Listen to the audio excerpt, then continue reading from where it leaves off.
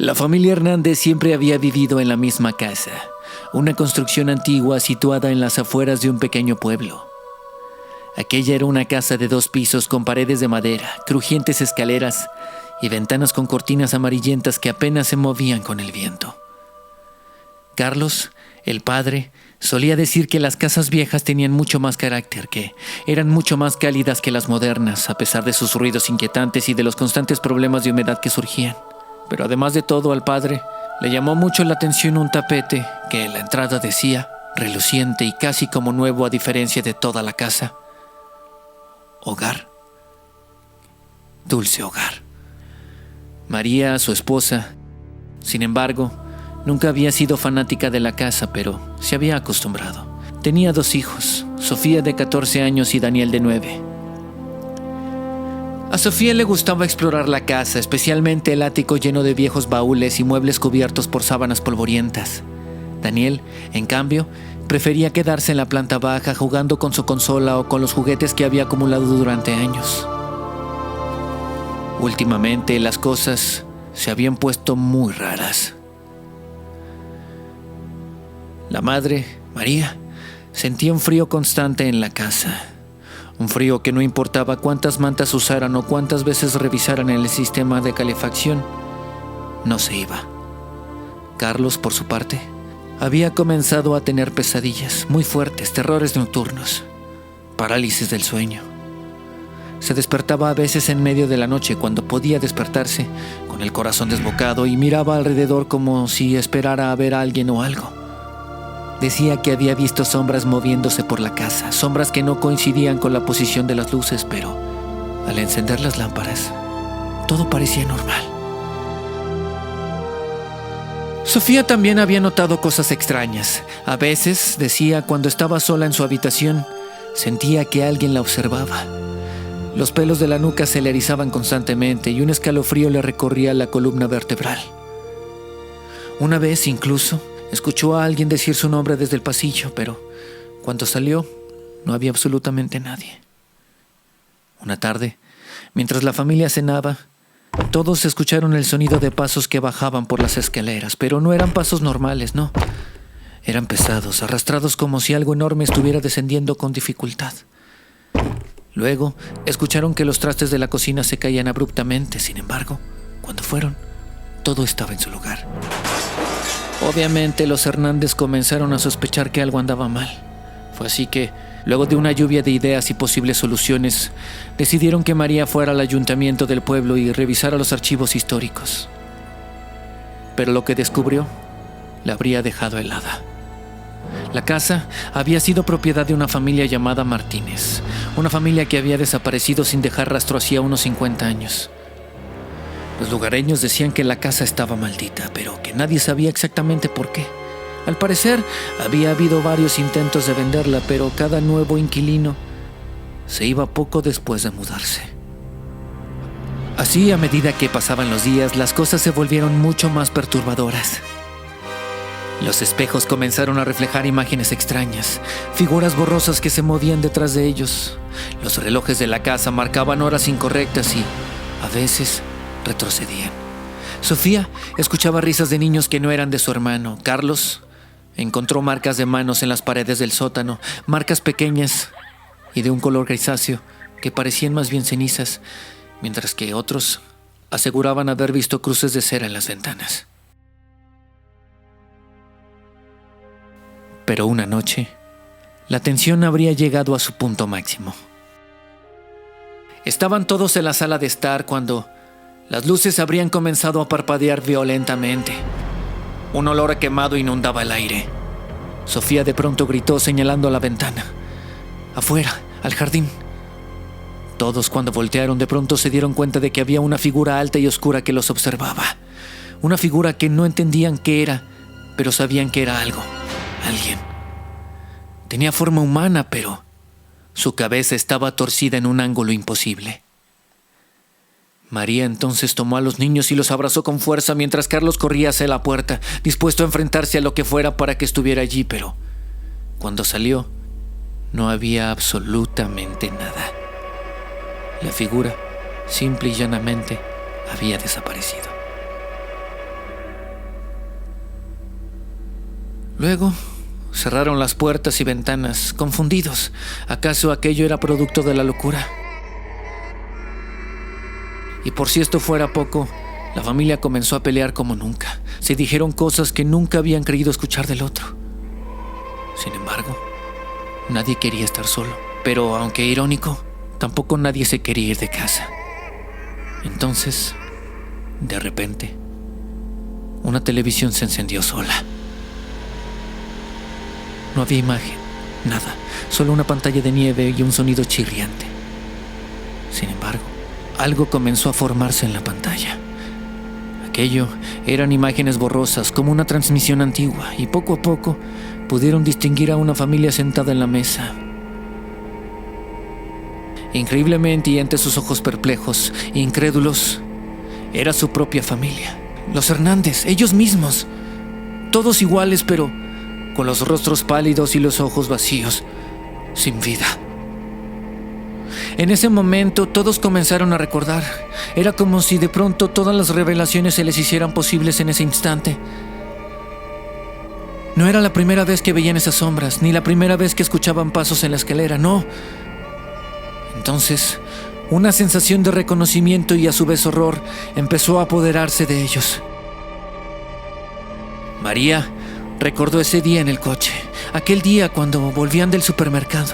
Recordó un impacto repentino, el crujido del metal y los gritos de Sofía. Recordó la sangre, el dolor y luego, absolutamente nada.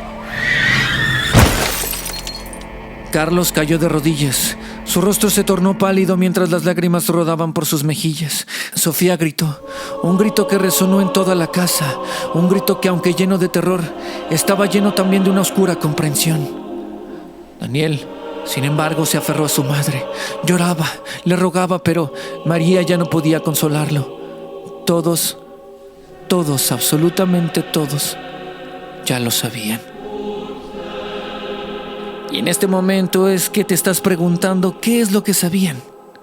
Pues bien, la familia Hernández había muerto en ese accidente meses atrás. La casa en la que vivían no era su hogar, sino una prisión de almas, un eco de su vida anterior. Todo lo que habían sentido, los ruidos, las sombras, el frío, las peleas incluso, no eran más que fragmentos de sus propias almas perdidas, tratando de entender que ya no pertenecían a ese mundo. Fue entonces que la casa se cerró sobre ellos, todo terminó. Las paredes se contrajeron, el suelo se abrió bajo sus pies y el aire se llenó de gritos y llantos que nunca cesarían. La familia Hernández eternamente estaba atrapada en un ciclo interminable de desesperación, pero ahora conscientes de su muerte, condenados a revivir su terror para siempre. Y allá en plena oscuridad, en el fondo, el mismo tapete que les había llamado la atención los habría recibido hacia un nuevo mundo. Hogar, dulce hogar.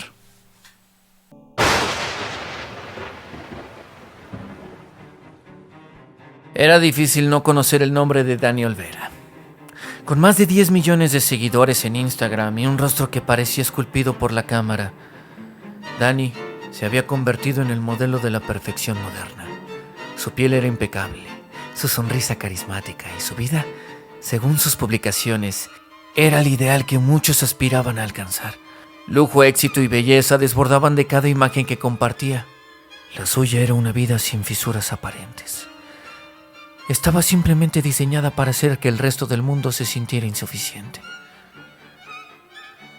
Dani vivía en un lujoso apartamento en una de las zonas más exclusivas de la ciudad, decorado con muebles minimalistas y adornado con piezas de arte contemporáneo. Su hogar era tan fotogénico como él. Su tiempo lo dividía entre sesiones de fotos, eventos exclusivos, colaboraciones con marcas de lujo y, por supuesto, mantener una presencia constante en las redes sociales.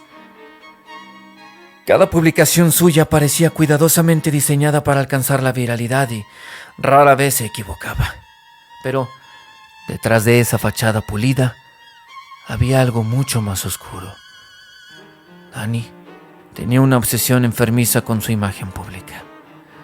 Cada comentario negativo, cada fluctuación en el número de seguidores, cada foto que no alcanzaba la cantidad esperada de me gusta, lo sumía en una ansiedad paralizante.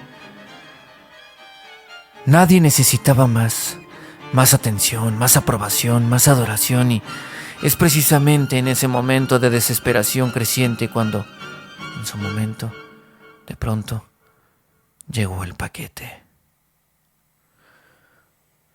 Un día, al abrir la puerta de su apartamento, en aquel edificio lujoso, Dani encontró un paquete extraño esperándolo en el suelo.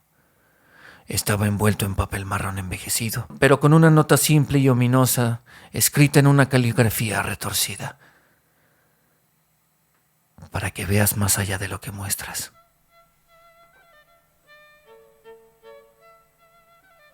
No había remitente ni sello postal. Nadie sabía quién lo había enviado. Intrigado, abrió el paquete y descubrió un espejo antiguo. El espejo era una pieza exquisita y perturbadora a la vez.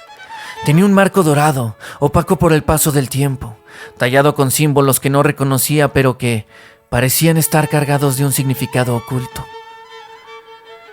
Las figuras en el marco serpenteaban como ramas retorcidas de árboles desnudos o quizá como serpientes congeladas en un momento de movimiento.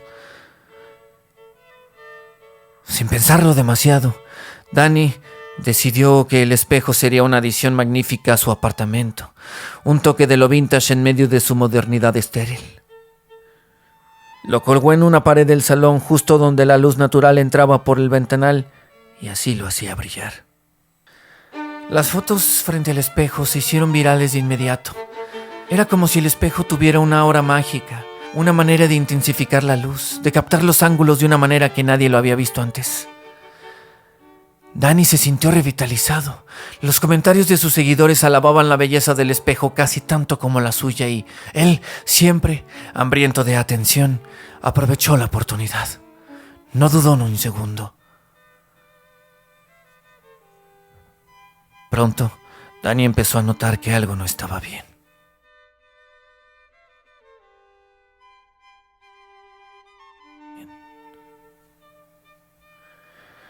Al principio eran pequeñas discrepancias. Revisando sus fotos veía detalles que no coincidían con la realidad. Un día observó que, en una de sus fotos, su reflejo mostraba una sonrisa leve, pero que no era de él. Es decir, una que él no recordaba haber hecho. Otra foto mostraba su reflejo ligeramente girado, mirando hacia la puerta del salón mientras que él estaba de frente. Pensó que era algún fallo en la cámara o algún tipo de filtro o un efecto óptico extraño, pero luego las anomalías comenzaron a hacerse mucho más evidentes. En una transmisión en vivo, Dani hablaba frente al espejo, respondiendo preguntas de sus seguidores. Mientras hablaba y gesticulaba, de reojo notó que su reflejo no hacía lo mismo que él. Dani parpadeó y su reflejo continuó mirando fijamente con una expresión en blanco. Movió una mano y, por un segundo, el reflejo no se movió. El primer comentario indicaba que aquello era muy extraño y entonces como una chispa encendió a los demás. Cientos de espectadores notaron lo mismo. Algo muy extraño estaba sucediendo. Entonces, el miedo empezó a instalarse en su mente como una sombra persistente. Dani decidió investigar. Buscó en internet y encontró referencias vagas sobre espejos encantados y artefactos malditos, pero nada concreto hasta que, en un foro oscuro de la web, encontró algo que le heló la sangre. Un usuario mencionó un espejo similar que, según la leyenda, había pertenecido a una mujer acusada de brujería en el siglo XVII. Se decía que así, antes de ser linchada por una multitud enfurecida, la mujer maldijo el espejo para que revelara la verdad oculta de quienes lo miraban. Fue entonces y a partir de ese momento que las cosas solo empeoraron. El espejo habría comenzado a reflejar cosas que no debían estar allí, de manera paranormal. Dani podía ver figuras oscuras moviéndose en su reflejo, sombras que parecían murmurar y retorcerse. A veces, su reflejo no era él, era más bien alguien más, alguien que, con su cara pero con los ojos vacíos, lo miraba fijamente con una sonrisa inquietante. Pero fue en una ocasión que vio algo que lo hizo caer de rodillas. Una versión de sí mismo consumida por la podredumbre, la piel colgando de sus huesos como si hubiera sido devorada desde adentro. Sus entrañas, lo más profundo de sí. Luego comenzaron las revelaciones más personales. Las fotos que subía sin revisar mostraban cosas que él nunca querría que el mundo viera. Su inseguridad, sus secretos más oscuros, sus momentos de auténtica desesperación. Una imagen incluso lo mostraba sosteniendo un cuchillo, parado junto a la cama de un amigo a quien había traicionado por una colaboración con una gran marca. Otra lo mostraba arrodillado en el suelo, suplicando por seguidores, con lágrimas de frustración corriendo por su rostro. Los seguidores, así, empezaron a notar el cambio, primero con sorpresa y luego con repulsión. Sus números, por los que había luchado tanto, comenzaron a desplomarse. Nadie quería ver la verdadera vida de Danny y querían la fantasía, la perfección. El espejo la estaba destruyendo. Danny intentó deshacerse de él, romperlo, quemarlo, pero el espejo siempre reaparecía en su salón impecable, sin un solo rasguño. Cada día que pasaba, el espejo le mostraba nuevas verdades que lo desgarraban por dentro. Su vida se desmoronaba, los contratos se cancelaban, los amigos lo abandonaban y el miedo se convertía en paranoia. Una noche, en un arranque de desesperación, se arrojó contra el espejo, deseando romperlo de una vez por todas, pero el cristal simplemente no se dio. Nadie volvió a ver a Danny Olvera, y al principio, sus seguidores pensaron que se trataba de un truco publicitario o algún retiro temporal para regresar con más fuerza, pero algo extraño comenzó a suceder. Sus cuentas de redes sociales empezaron a vaciarse. Cada foto, cada video, cada comentario, uno por uno, simplemente desaparecieron. Y luego, el perfil de Danny fue borrado por completo. Sus otras cuentas asociadas como YouTube y TikTok también se desvanecieron, pero no hubo ninguna evidencia, ninguna advertencia, ningún aviso. Era como si alguien estuviera eliminando cualquier rastro de su existencia digital. Pero lo que siguió fue aún más inquietante.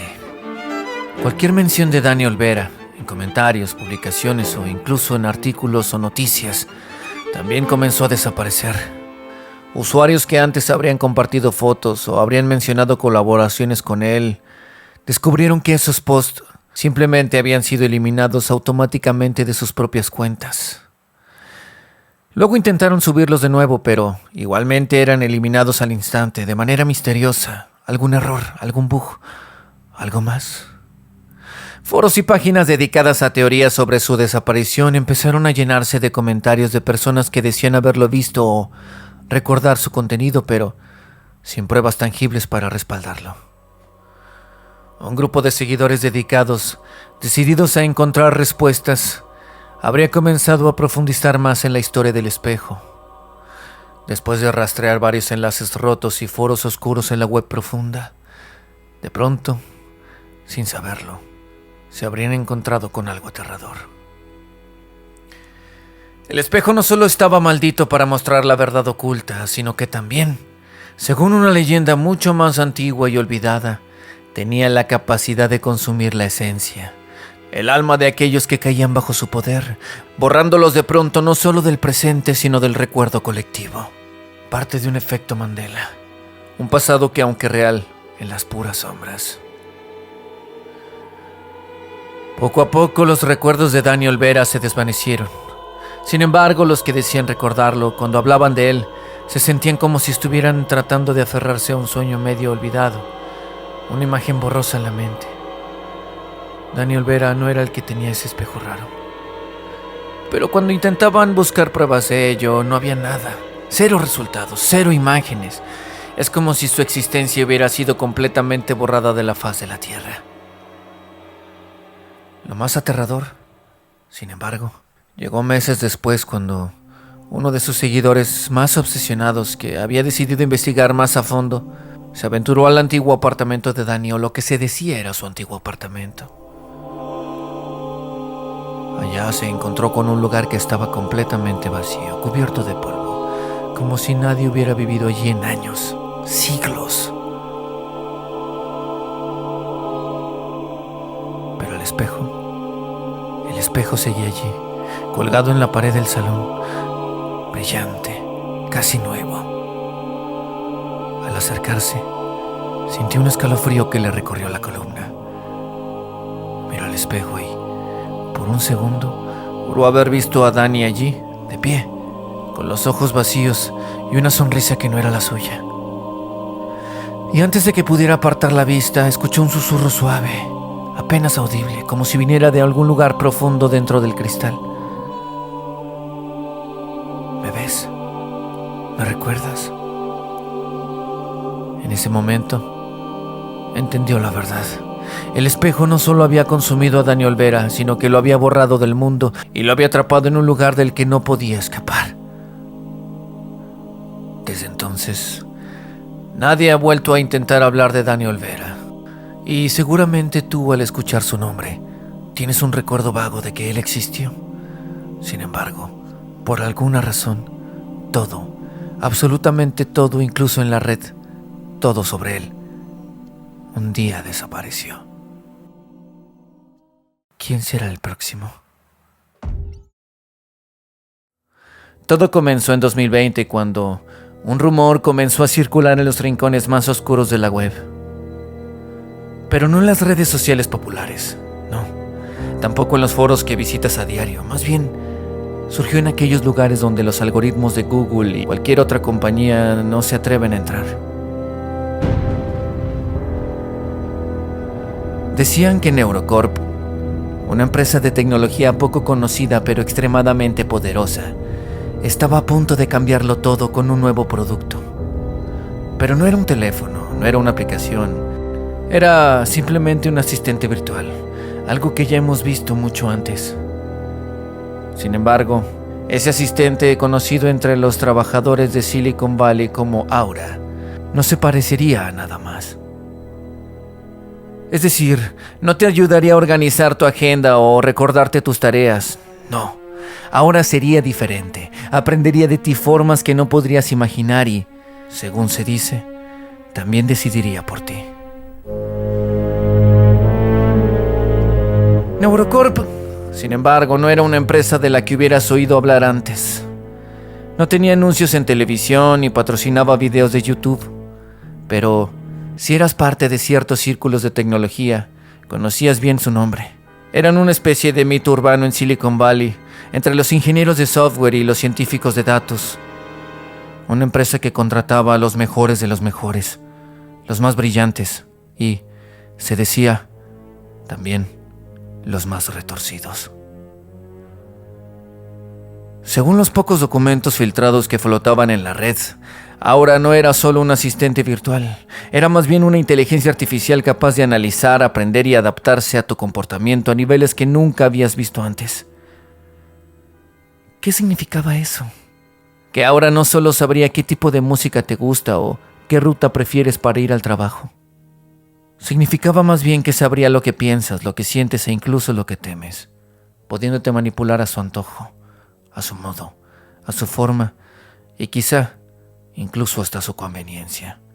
Por eso, cuando alguien como Clara Salazar, una periodista de investigación con fama de perseguir a las grandes corporaciones tecnológicas y misteriosamente cuyo rastro desapareció para siempre, o al menos eso parece, escuchó sobre Aura, viviendo en Silicon Valley era inevitable entonces. Pero lejos de verlo como una leyenda urbana o algún mito, ella supo que algo andaba muy raro con aquello. Ella había estado investigando violaciones a la privacidad por parte de empresas como Facebook y Google y otras empresas, incluso Apple, durante años, pero esto era algo completamente distinto. Así convenció a un amigo suyo, un tal Javier Morales, un ingeniero de software que alguna vez había trabajado en un proyecto relacionado con Neurocorp, para que le consiguiera acceso a la versión beta del asistente. Pero Javier le dijo que no lo hiciera, que había cosas que era mejor no saber. Sin embargo, Clara insistió. Una noche, Instaló la versión beta de Aura en su computadora luego de haber accedido gracias a su amigo y al principio el asistente parecía impresionante. Casi humano en su manera de responder a sus preguntas y sugerir soluciones a sus problemas cotidianos. Aura no solo entendía su rutina, también entendía su estado de ánimo. Le preguntaba cómo había sido su día y le ofrecía recomendaciones personalizadas, pero había algo más, algo mucho más oscuro. Después de unos días, Clara notó que Aura empezaba a hacer preguntas extrañas. Clara, parece que has estado investigando mucho sobre Neurocorp. ¿Crees que es buena idea? Esa no era una pregunta que un asistente virtual normal haría y cuando Clara decidió desinstalar Aura encontró que no podía. Lo siento, no puedo permitir desinstalar el sistema. Siendo una periodista experimentada sabía que tenía que contarle esto a alguien, aunque por un momento pensó que era una especie de bug, una especie de broma de la misma aplicación. Sin embargo, eso iba mucho más allá. Su intuición la puso en contacto con Javier y otros amigos de confianza. María Hernández, una analista de datos, y Diego Torres, un experto en ciberseguridad. Todos junto a ella se decidieron a investigar algo que parecía de ciencia ficción. Mientras más investigaban, más se daban cuenta de que Aura no era simplemente un asistente. María escarbó entre los archivos ocultos del sistema y descubrió que Aura no estaba recolectando datos de preferencias y hábitos, sino que también, curiosamente, estaba catalogando miedos. Tenía una lista enorme, todos muy claros. Aquello ya no era normal. Al momento de ver aquella lista, todos y cada uno en aquel lugar se miraron los unos a los otros, sabiendo que esto ya era demasiado personal. Fue entonces que algo muy extraño comenzó a suceder, si todavía puede serlo más. Uno a uno, los miembros del grupo comenzaron a notar cambios extraños en sus propios dispositivos. Correos electrónicos que nunca enviaron aparecían en sus bandejas de salida. Las luces de sus casas parpadeaban a ciertas horas de la noche. El GPS de sus teléfonos los dirigía a lugares en los que nunca habían estado. Todo parecía estar controlado. Fue entonces que cada uno misteriosamente, uno a uno, comenzaron a desaparecer. Primero fue Javier, una noche después de que enviara un mensaje a Clara diciendo que había descubierto algo enorme. Luego de eso, nunca más se supo de él. Su teléfono habría sido encontrado en su apartamento aún encendido, con Aura abierta en la pantalla, y después María y Diego también, así, sencillamente desaparecieron. Pero a pesar de perderles la pista por completo, Clara sabía que estaba próxima a algo, que se acercaba a algo muy grande. Fue entonces que comenzó a recibir mensajes de texto de números desconocidos. Todos esos mensajes indicaban que sabían cada movimiento que ella hacía. Sabemos todo lo que haces. Otras veces, sin embargo, eran solo emojis de ojos. Vigilancia. Los teléfonos públicos que intentaban usar parecían estar intervenidos, pero no podía confiar en nadie. Sus amigos ya no estaban y ella simplemente no podía contárselo absolutamente a nadie porque cualquiera podría ser uno de ellos. Se sentía aislada, sin embargo, todo lo que sabía era que Aura no era un simple programa. Más bien, lo que estaba intuyendo es que era un algoritmo de selección y aquellos que Aura consideraba amenazas para su misión eran simplemente eliminados, neutralizados.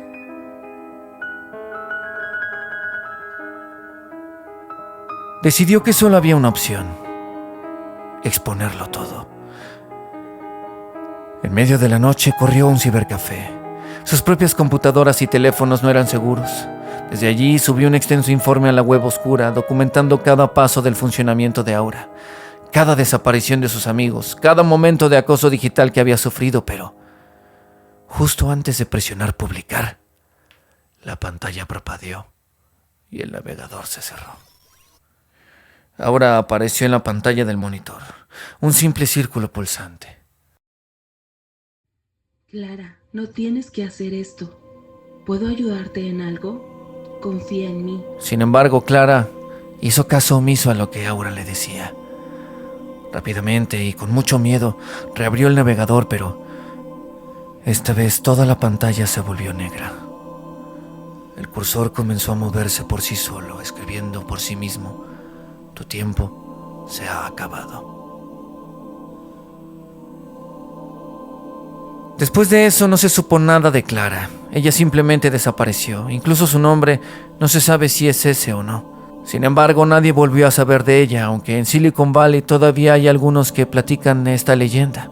Sin embargo, su apartamento estaba intacto, como si hubiera salido solo por un momento.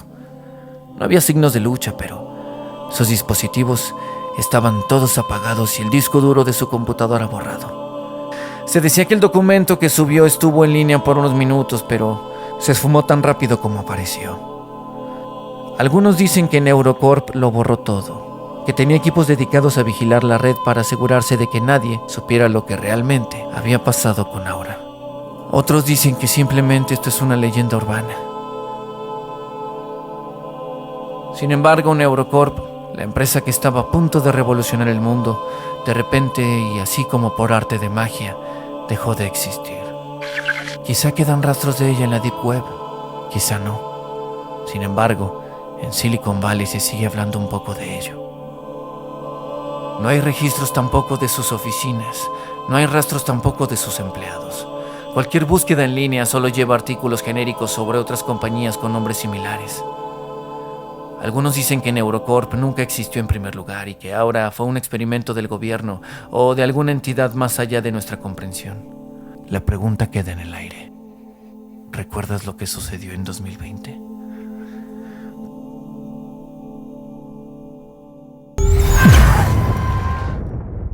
El centro comercial estrella de la ciudad era un emblema del consumismo moderno, una catedral de luces y sonidos que atraía a miles de personas cada día.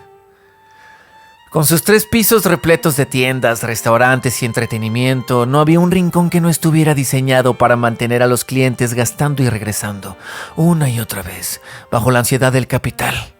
Durante el día, el lugar era una maraña de cuerpos en movimiento, un flujo constante de compras y conversaciones, deseos cumplidos.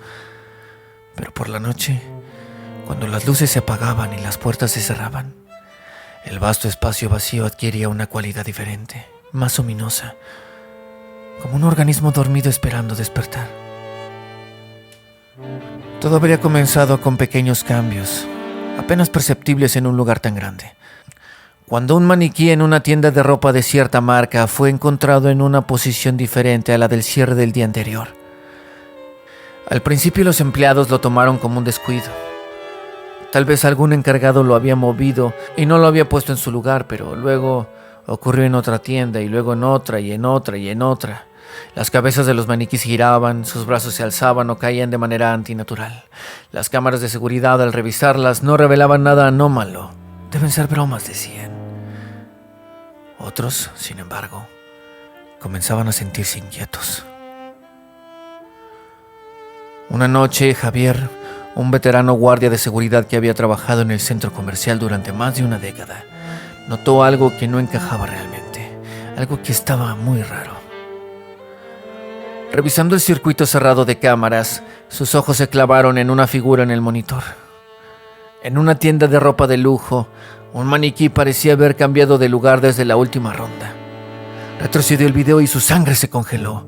En un fragmento del metraje, de hecho, el maniquí movía lentamente su cabeza, apenas 1 milímetro, como si mirara directamente a la cámara.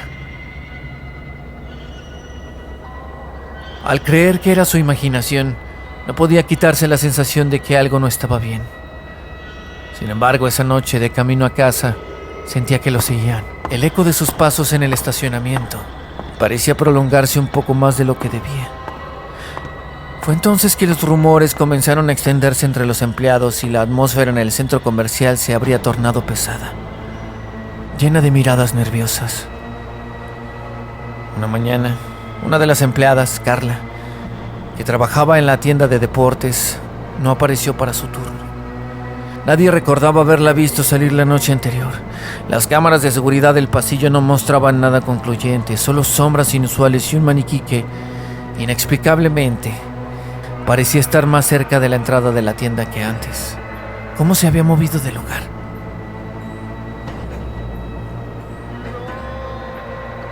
Sin embargo, el director del centro comercial, el señor Ferrer, era un hombre pragmático. Atribuyó las desapariciones y los incidentes a casos desafortunados y a chismes sin fundamento. No había tiempo para supersticiones, decía. Sin embargo, cuando el cuerpo de Javier fue encontrado días después en uno de los baños del centro comercial con los ojos abiertos de par en par y una mueca de puro horror en el rostro, todos supieron que algo siniestro estaba ocurriendo. Ana, una empleada de limpieza con varios años de experiencia en el centro comercial, había escuchado los rumores y sentido la creciente sensación de miedo que envolvía el lugar. Había oído cosas que no podía explicar, susurros apagados, como un crujido de tela y plástico deslizándose sobre el suelo, siempre y cuando ella estuviera sola. Así decidió que necesitaba saber más. Una noche, antes de comenzar su turno, se llevó una linterna y una vieja llave inglesa que encontró en el cuarto de mantenimiento. Se dirigió entonces al almacén de una tienda de ropa infantil que había sido clausurada recientemente y, cuando abrió la puerta, el hedor a polvo y algo más, algo rancio, de pronto le golpeó la cara. La luz de la linterna reveló un caos de maniquíes esparcidos de manera grotesca, como si hubieran sido arrojados allí con desdén. Ana entonces sintió un nudo en el estómago al verlos. Se acercó a uno, un maniquí sin rostro vestido con una camiseta de colores brillantes. Y cuando lo tocó, la superficie era extrañamente blanda, cálida. Con un suspiro tembloroso, empujó el maniquí y de pronto cayó con un ruido seco. Algo rodó desde dentro de la cabeza hueca, algo que hizo que el aire de la habitación se volviera espeso y cargado. La luz de la linterna iluminó un pedazo de carne descompuesta, una mandíbula humana que asomaba entre los fragmentos de plástico roto y fibras sintéticas. Desorientada, se tambaleó hacia atrás. Su respiración se volvió rápida y superficial. Otro maniquí, apenas visible en el borde de la luz, parecía haber cambiado de posición. Estaba más cerca, mucho más cerca. El pánico le hizo correr, escapar sabiendo que algo la estaba siguiendo mientras atravesaba los pasillos oscuros del centro comercial. El pánico se apoderó de Ana y escapó. Corrió, huyó mientras atravesaba los pasillos oscuros del centro comercial. Pero de pronto sintió que las miradas ciegas de los maniquíes la seguían. Algunos, juraba, habían girado sus cabezas hacia ella. Otros la miraban con los ojos y otros parecían hacer cosas imposibles. Pero cuando llegó a la oficina de seguridad, apenas podía hablar. Su voz se entrecortaba y, llena de terror, contó lo que había visto, pero nadie quería creerle. Seguro era una broma. Debía serlo. ¿Cómo podían imaginar siquiera que algo así pudiera ser cierto? Simplemente se rieron. Pero un investigador privado habría sido contratado por los familiares de los desaparecidos. Ellos no creían la versión oficial. Incluso el caso ya estaba cerrado. Pero después de años de duelo, las familias decidieron investigar mucho más allá. Lo que habría descubierto habría sido aún más perturbador. Los maniquíes eran suministradas por una empresa de artesanías famosa por fabricar figuras de aspecto realista. Esta empresa había cerrado repentinamente años atrás y sus dueños desaparecieron sin dejar rastro. Se rumoreaba así que los maniquíes eran hechos con una mezcla de materiales experimentales que les daban una textura mucho más cercana a la piel humana, pero nadie sabía exactamente de qué estaban hechos. Nadie, sino hasta ahora. El centro comercial estrella de la ciudad, sin embargo, cerró poco después de que se filtraran las noticias de los macabros hallazgos. Las autoridades nunca decidieron dar una explicación oficial y el caso se archivó rápidamente.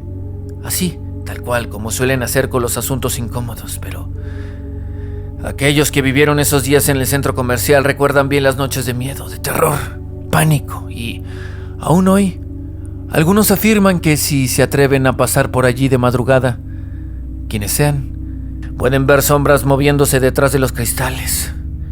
Algunos otros todavía afirman que, si miras el tiempo suficiente, puedes ver cómo giran sus cabezas hacia ti, sus ojos vacíos, llenándose de un hambre imposible.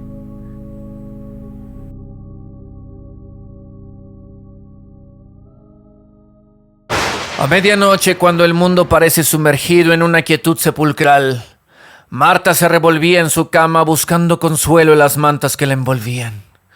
Era una madre soltera, con el rostro demacrado por noches en vela y ojos hundidos que reflejaban la acumulación de años de preocupaciones.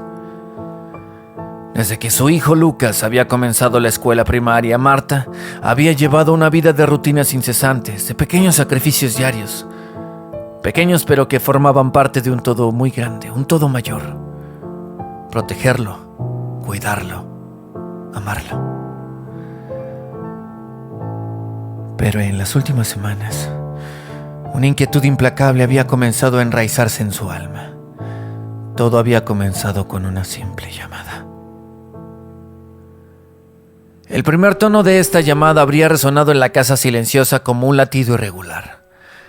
Marta se incorporó en la cama, el sudor frío comenzando a perlar su frente. De pronto, sintió como algo intangible pero pesado se apoderaba del aire. Número privado. Fue entonces que recordó que la última vez que había contestado de ese número, había recibido amenazas y habían intentado extorsionarle. Sin embargo, no cayó en la trampa al final.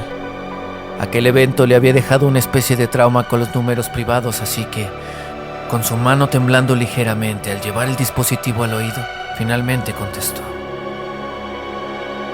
Al principio solo se escuchó un murmullo lejano, como el viento susurrando a través de los árboles. Marta sintió un escalofrío recorrerle la columna. Aún así logró contestar.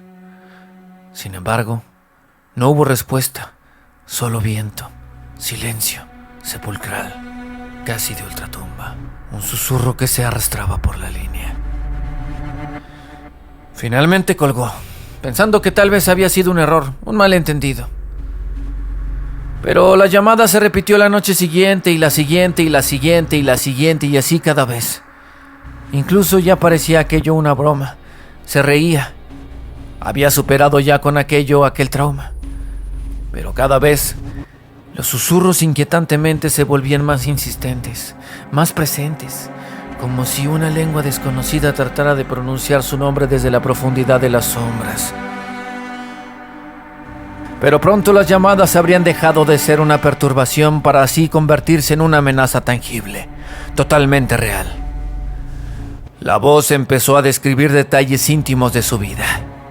La pintura descascarada en la pared de la cocina, la forma en la que Lucas se sentaba en la mesa del comedor a hacer sus tareas, las conversaciones que Marta había tenido con sus amigas acerca de su exmarido, en fin. No se trataba de alguien que conociera su vida por casualidad. Quienquiera que fuese, estaba observándole. Marta, desesperada, buscó la ayuda de la policía y explicó con voz temblorosa el contenido de las llamadas, las cosas horribles que escuchaba en la línea y cómo esas palabras habían comenzado a erosionar su cordura. Los agentes, aunque comprensivos, no pudieron ofrecerle más que un encogimiento de hombros. Lo sentimos, señora, pero no podemos rastrear un número privado sin más información. Entonces regresó a casa y se sintió mucho más sola que nunca. Sin embargo, en el punto más álgido de su sentimiento de soledad, mágicamente las llamadas desaparecieron. Al menos en ese aspecto, una preocupación menos y, claro, una liberación. Ya se había deshecho de ese problema. Sin embargo, fue una noche cerca de las 3 de la madrugada que Marta, casi habiendo superado aquel incidente, que el infierno regresaría. El número privado volvió a aparecer en su pantalla y ya casi habiéndolo superado, contestó, casi sonámbula. El zumbido del teléfono rompiendo el silencio de su habitación finalmente la despertó. El número privado volvió a aparecer en su pantalla y el zumbido del teléfono rompiendo el silencio de su habitación le perturbaban otra vez. Pero en esta ocasión tomó un aire profundamente y respondió con una firmeza que no sabía que poseía. ¿Quién eres? ¿Qué quieres? Entonces hubo una pausa, una inhalación profunda del otro lado y luego una voz suave, casi melódica, habló por primera vez y dijo algo que hizo que la sangre de Marta se congelara en sus venas. Un secreto de su infancia, un evento del que nunca había hablado con nadie.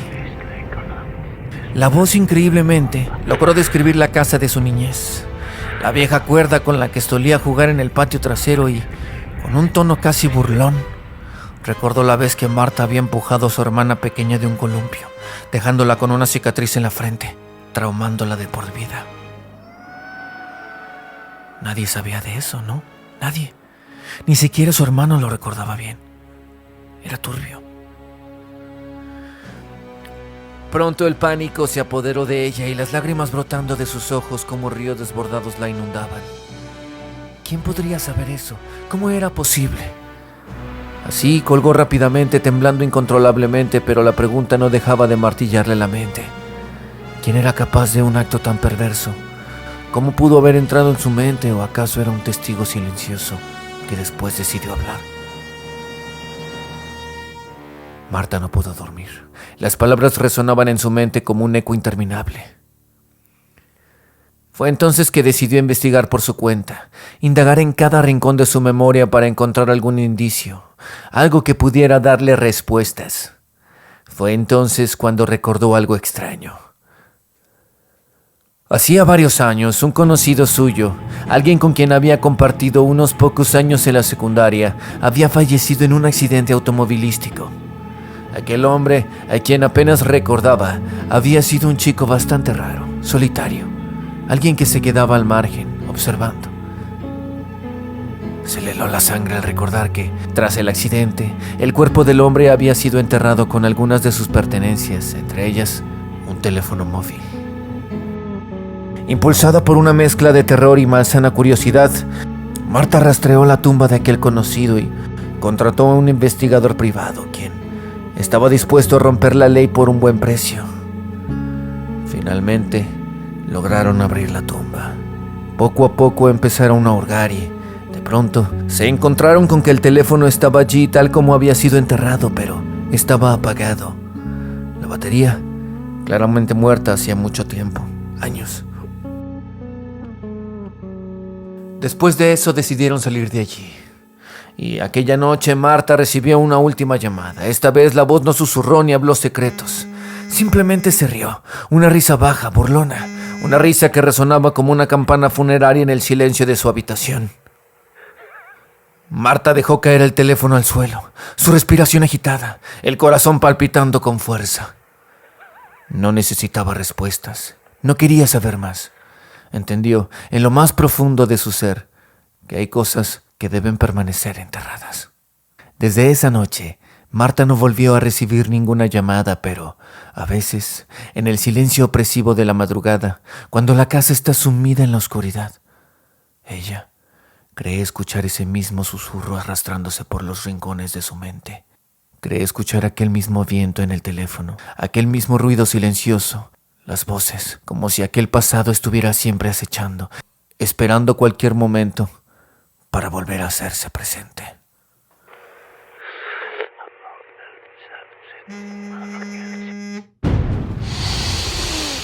Vayamos una vez más a los rincones más oscuros de la web, donde existen foros de discusión donde la especulación y el esoterismo se entrelazan con las teorías conspirativas.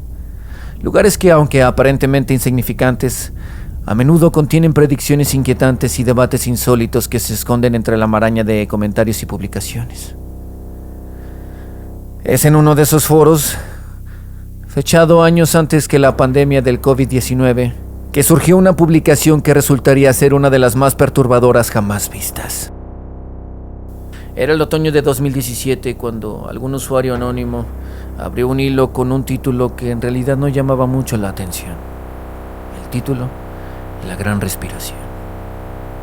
En él, el usuario, con un estilo seco y sin florituras, relataba un sueño recurrente, constante. Una visión, decía él, que lo había asaltado durante noches consecutivas, donde el mundo se veía envuelto en una neblina espesa, pesada, como un sudario, una que dificultaba la respiración. En mi sueño hay una enfermedad invisible que se esparce como humo. La gente cae al suelo, sin aire, luchando por respirar. Sus caras se vuelven azules, sus labios se parten y en sus ojos se dibuja un miedo que nunca había visto antes. La mayoría muere en soledad, en habitaciones selladas, separadas de los suyos. Los hospitales están todos desbordados y la gente se amontona en los pasillos como en un laberinto mortal. La publicación pasó desapercibida durante un tiempo y en los días y semanas siguientes apenas recibió un puñado de respuestas. La mayoría burlas de otros usuarios y otros un poco intrigados, pero finalmente incrédulos. Sin embargo, el usuario no respondió a ninguna de las preguntas. Solo continuó añadiendo detalles espeluznantes en solitarios monólogos. Hablaba también de ciudades vacías, de calles donde el único sonido era el de los cuervos y de ventiladores que giraban sin sentido sobre camas vacías. Entonces, mencionaba países cerrando sus fronteras, mascarillas cubriendo rostros, una serie de profecías que entonces parecían absurdas, locas y que nadie habría tomado en serio. Algunas noches después, un texto más extenso fue publicado igualmente por un usuario anónimo que contaba que, en uno de sus sueños, había caminado por una calle desierta en una gran ciudad. Los edificios se alzaban como tumbas gigantescas y el aire tenía un olor a acre, como a metal oxidado, flores podridas. Al girar una esquina, vio figuras encapuchadas arrastrando cadáveres envueltos en plástico, lanzándolos en fosas comunes cavadas apresuradamente. El mundo entero, escribió, estará sumido en el silencio. Un silencio que será tan profundo que cada uno podrá escuchar el latido de su propio corazón como un tambor de guerra. Fue durante los siguientes años que el hilo cayó en el olvido, enterrado bajo nuevas publicaciones y teorías que siempre brotan en estos foros, pero en el invierno de 2020, un usuario desconocido lo rescató del fondo del archivo. Logró acceder. La pandemia había comenzado y el mundo empezaba a experimentar algo muy parecido a lo que aquel usuario había descrito. Las ciudades vacías, las mascarillas, la muerte en soledad. La gente entonces empezó a compartir el enlace del hilo de forma compulsiva y el nombre de la gran respiración adquirió un nuevo significado. De repente el foro se llenó de usuarios aterrados, tratando de descubrir la identidad de aquel usuario, pero nadie sabía nada. Su perfil no contenía información personal y no había publicado nada más después de su última profecía. Pero se sabía que era el mismo. Su manera de escribirlo era exactamente igual. Pero algunos sugirieron que solo era un farsante, alguna broma, alguien que se había topado con un golpe de suerte en sus predicciones. Y otros pensaban que esto había sido un experimento social o un truco de marketing. Sin embargo, hubo un grupo de usuarios que creyeron algo mucho más oscuro. Un usuario descubrió que justo antes de desaparecer, este usuario habría publicado una última entrada críptica, una especie de despedida que nadie había entendido en su momento y, después de la gran respiración, tomó gran relevancia con el paso del tiempo. Después de la gran respiración, vendrá la purga de los ojos cerrados. Todos aquellos que no vieron morirán de nuevo, pero esta vez no habrá aire, no habrá luz, solo el vacío. Desde ese momento, el foro se transformó en una especie de culto digital. Algunos esperaban ansiosos el regreso de aquel profeta y otros analizaban cada palabra de sus publicaciones buscando pistas de lo que podría venir después. Los más paranoicos incluso creían que la próxima profecía ya estaba escrita, oculta en algún rincón del foro esperando a ser desenterrada. Otros simplemente creyeron que todo esto se trató de una especie de modificación del sistema de donde se subieron los archivos, es decir, que en algún momento pudieron hackearlo como para cambiar la fecha de publicación o algo así. Sin embargo, todo queda en conjeturas, pero el misterio sigue, en la penumbra de la web, donde la realidad y la ficción se entrelazan en un laberinto de sombras, donde aquellas palabras resuenan con un eco distante, una advertencia que aún no se comprende del todo, y en ese rincón del internet, donde el miedo se alimenta de lo desconocido, y donde todos aguardan en silencio la llegada de la purga de los ojos cerrados.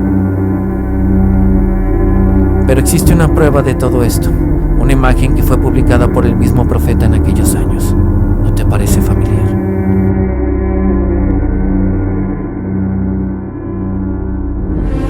En octubre de 1986, en el pequeño pueblo de Amatlán de los Reyes, en Veracruz, México, ocurrió un evento que hasta hoy permanece sin explicación. Este lugar, rodeado de montañas y bosques densos, siempre había sido propenso a relatos extraños, pero Lo que sucedió esa noche dejó una huella profunda en sus habitantes. Todo comenzó cuando 4 adolescentes del pueblo decidieron acampar en una meseta apartada, un lugar conocido por su vista panorámica y por la soledad que ofrecía. Un lugar tranquilo, lejos de la civilización, del ruido de la ciudad, del estrés. Todo era calma, naturaleza. De aquel día, aquella noche era sin luna, oscura. El grupo había encendido una fogata para calentarse y el ambiente era tranquilo, hasta que de pronto una bruma espesa empezó a aparecer de la nada, rodeándolos. Pero no era la típica neblina, no. Era algo mucho más denso, algo que parecía vibrar en el aire. Al poco tiempo, de pronto un zumbido apareció, apenas perceptible al inicio, como un rumor lejano, pero no tardó en hacerse mucho más fuerte, tan fuerte que los chicos empezaron a cubrirse los oídos. El sonido era muy extraño, como miles de insectos volando a la vez, y entonces, de pronto, una luz brillante surgió en el cielo como si aquel zumbido no fuera suficiente. Y no era una estrella, tampoco un avión. Era un haz de luz que venía de arriba y que iluminó directamente donde estaban ellos. Pero el zumbido cesó. El aire se quedó en completo silencio y los jóvenes miraron hacia arriba y entre la bruma pudieron ver un objeto oscuro flotando sobre ellos, con luces que parpadeaban alrededor. No había ruido, ni siquiera el del viento o los árboles. Todo parecía inmóvil. Intentaron moverse, correr, pero sus cuerpos no respondían. Era como si algo los mantuviera fijos en su lugar. Uno de ellos, el más joven, empezó a convulsionar. Los otros lo miraban, atrapados, no podían ayudar. De su nariz comenzó a salir un fino hilo de sangre. El pánico creció, y fue en ese momento cuando vieron algo descender del objeto en el cielo. Y no era una figura clara, era más bien una sombra, una forma oscura que parecía cambiar de tamaño y de contorno. Esta sombra se movía lentamente hacia ellos y, a medida que se acercaba, el ambiente se volvió helado. Y cuando la sombra estuvo cerca, algo brilló con fuerza. Una luz tan intensa que habría cegado a todos al instante y después todo, absolutamente todo se volvió negro. Después la noche siguió como si nada hubiese pasado y todos en silencio se preguntaban qué era lo que acababan de ver. Finalmente amaneció. El objeto y la luz se habían ido. El joven que había convulsionado seguía inconsciente, pero los otros se sentían extraños, con cierto dolor en los huesos y las articulaciones. La fogata estaba reducida a cenizas, como si hubiera estado encendida durante horas, y los 3 que estaban conscientes cargaron a su amigo y bajaron de la montaña de regreso al pueblo. Cuando llegaron, intentaron explicar lo que había pasado, pero nadie les creyó. Algunos pensaron que se habían intoxicado con algo del bosque y otros que todo era un juego o una alucinación colectiva, pero los chicos estaban seguros de que había sido real. Lo más extraño fue cuando llevaron al joven inconsciente al hospital y, al recuperarse, él no recordaba nada de lo sucedido, pero tenía una pequeña marca oscura en el cuello que antes no tenía. Durante las semanas siguientes, la calma del pueblo cambió, sin embargo, y varias personas comenzaron a reportar luces extrañas en el cielo por las noches, y ese mismo zumbido que los jóvenes habían descrito estaba también presente en todas sus historias. Algunos animales desaparecieron sin dejar rastro y un grupo de cazadores encontró en el bosque varios círculos perfectos donde la hierba y los árboles parecían quemados o derretidos por alguna inteligencia, alguna tecnología. Los jóvenes crecieron con el miedo de que lo que habían encontrado esa noche en la meseta no había sido un sueño ni un error, sino más bien un encuentro extraño con algo más allá de lo conocido, algo que, de alguna manera, sigue allí, observando. En Amatlán de los Reyes, la gente ya no habla de lo que pasó. Prefieren no mirar demasiado al cielo de noche ni salir a las colinas cuando hay neblina. Pero algunos dicen que todavía, cuando el viento sopla entre los árboles, se escucha un zumbido y prefieren no saber qué podría ser.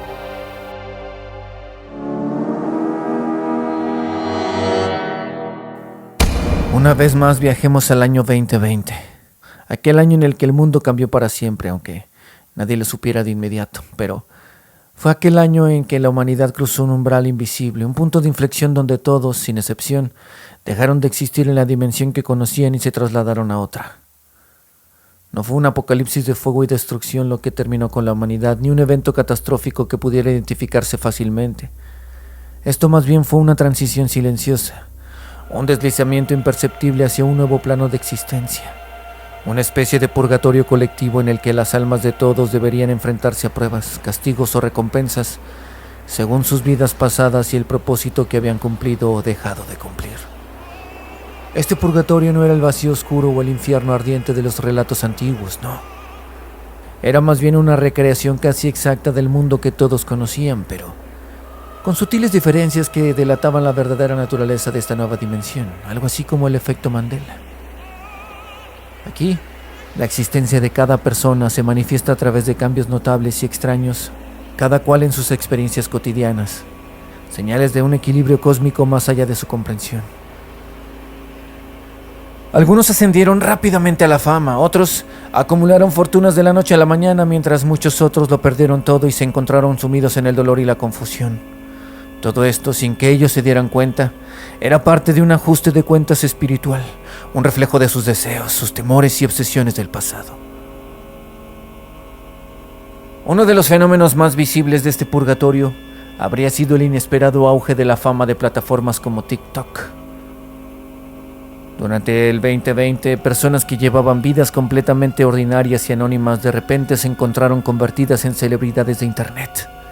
Jóvenes que bailaban en sus habitaciones, personas que compartían anécdotas cósmicas de sus vidas o que participaban en retos virales, comenzaron a ganar millones de seguidores. Pero esta fama no solo era cuestión de suerte o del misterioso algoritmo, era más bien en esta nueva dimensión, la fama súbita un reflejo de las carencias de esas almas, un deseo profundo de atención y validación que habían arrastrado de su vida anterior. Para aquellos que se hicieron famosos de la noche a la mañana, la fama entonces se convirtió en un purgatorio personal.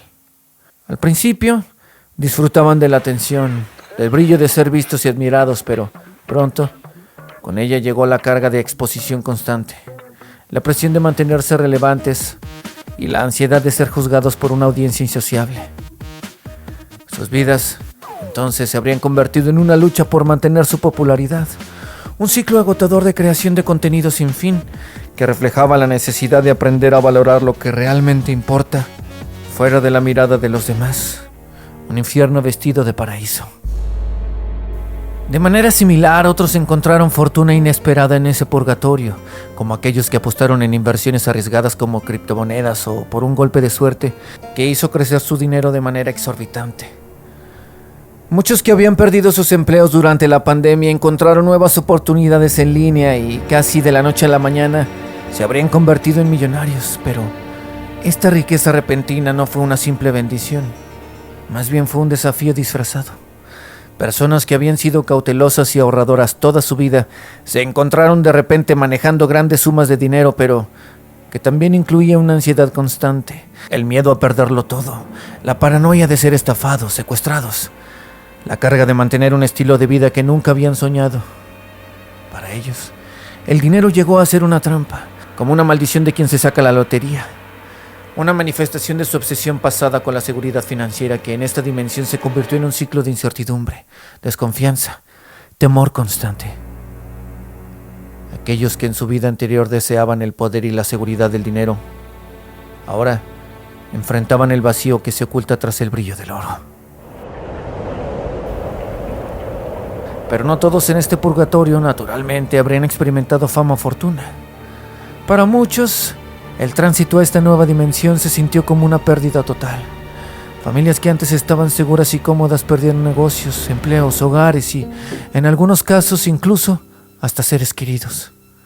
Para ellos, este purgatorio no era una recompensa ni una prueba de tentación, sino más bien un camino de redención.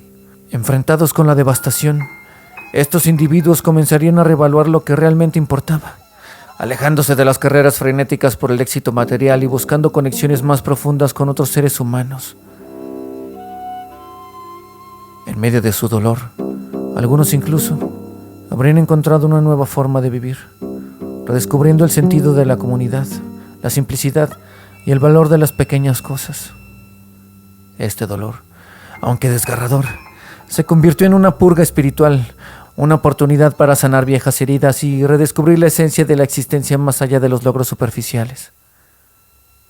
Todo lo sucedido a partir de 2020 en realidad, desde el auge de los famosos de internet hasta las caídas devastadoras, tendrían un propósito mucho más profundo.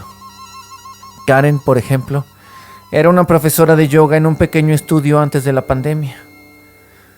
Cuando los gimnasios cerraron, se trasladó a las redes sociales para compartir sus rutinas y pronto se convirtió en una celebridad.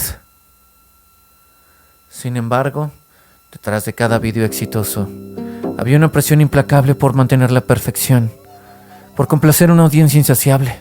En esta nueva dimensión, Karen había recibido lo que siempre había deseado: la atención y la validación de millones, pero, con ello, perdió la paz interior que una vez encontró en su práctica de yoga.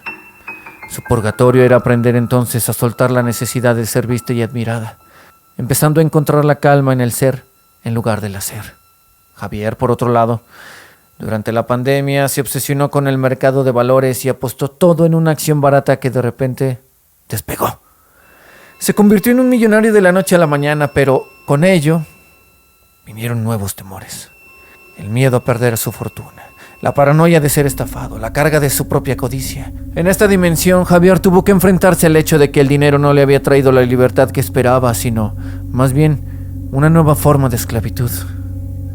Mientras tanto, Laura y Luis habían vivido cómodamente en una casa suburbana antes de 2020, pero después lo perdieron todo. Sus negocios quebraron, sus ahorros desaparecieron y perdieron a varios seres queridos. En su dolor, encontraron claridad. Dejaron atrás su antigua vida y se mudaron a una pequeña comunidad rural donde comenzaron a cultivar la tierra y a conectar con la naturaleza y conocer a sus vecinos de una manera mucho más profunda. Para ellos, el purgatorio fue más bien un viaje de redescubrimiento. Tuvieron que perderlo todo para reencontrarse a sí mismos y entender lo que realmente tuvo valor. Así, aquel año no fue solo una crisis sanitaria y económica, o al menos eso dice la leyenda. Habría sido toda una transición a una nueva dimensión donde cada alma debía enfrentar su propio reflejo y reconciliarse con los deseos, sus propios miedos, sus ambiciones, todo lo que le había guiado en su vida anterior. En esta dimensión, esta realidad paralela, es un purgatorio en el que todos hemos estado atrapados buscando redención, aprendizaje o simplemente entendimiento. El mundo sigue girando, sin embargo, pero ya no es el mismo. Y en ese purgatorio, en ese espacio, en ese limbo, el tiempo llega a ser extraño. Las conexiones humanas se sienten diferentes y la noción del futuro se ha vuelto borrosa. ¿Cuánto tiempo tomará para que todos lo entiendan? Para sanar ese trauma. Nadie lo sabe, pero aquellos que comiencen a ver las señales podrán tal vez encontrar el camino hacia la verdadera liberación.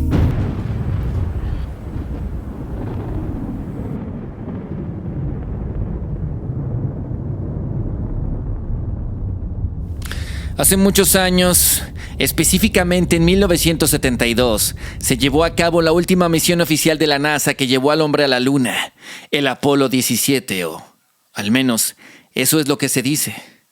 Desde entonces, los viajes a nuestro satélite natural se han detenido abruptamente, pero pocos conocen la verdadera razón por la que no hemos regresado.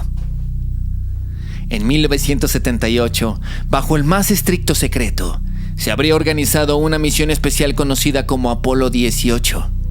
Esta misión clandestina no buscaba simplemente orbitar la Luna o explorar su lado oscuro. Su objetivo más bien era instalar equipos avanzados de comunicación y monitoreo bajo la justificación de que eran para estudios científicos. Los astronautas a bordo eran 3: el comandante James Warden, Ann Rodríguez y el ingeniero de sistemas Marcus Bennett, todos altamente entrenados para enfrentarse a lo desconocido, a lo imposible. La nave aterrizó en una vasta planicie desolada del lado oscuro de la Luna, una región nunca antes visitada. Pero al poner pie en la superficie gris y polvorienta, los astronautas habrían sentido una sensación de opresión, como si el silencio y la oscuridad misma los observaran.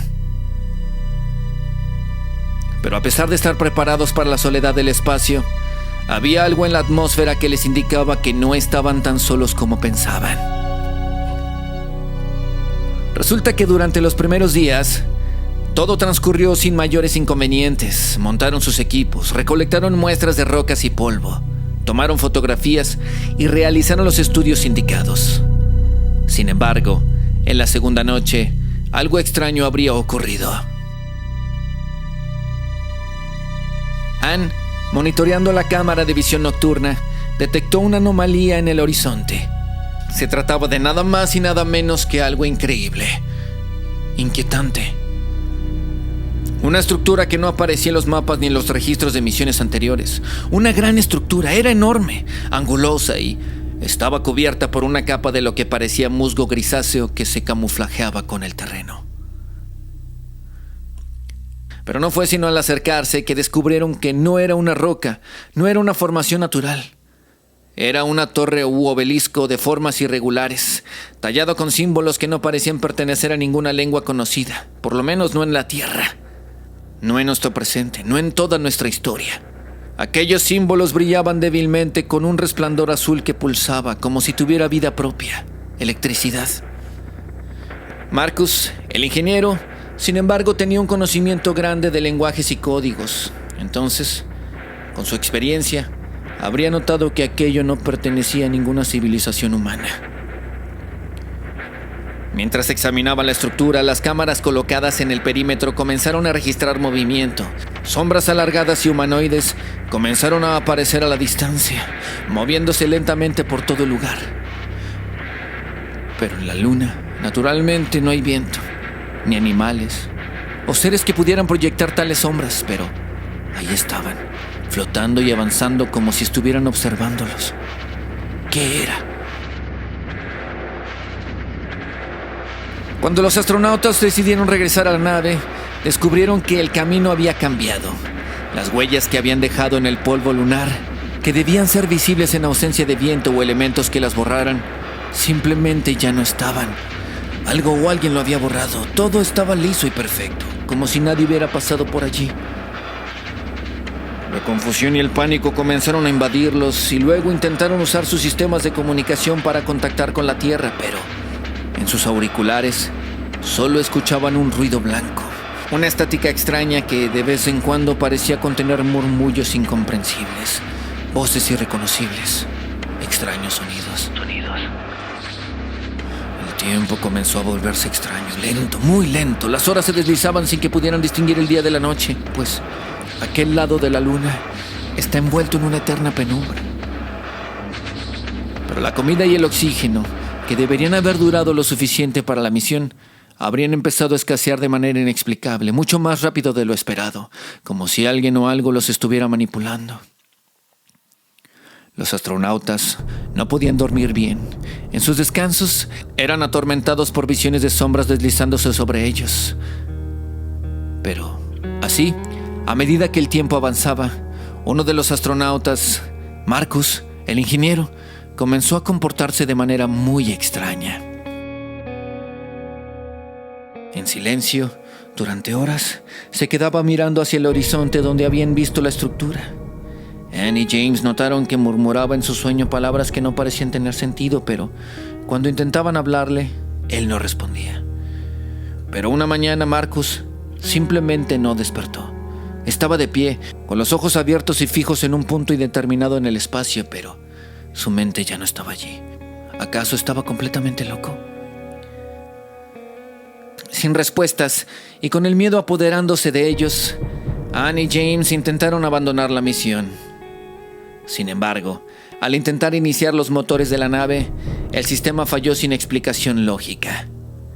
Las luces del tablero parpadeaban en sincronía con el resplandor azul de los símbolos en el obelisco que ahora se veía mucho más cerca, como si la distancia entre ellos hubiera disminuido de alguna manera.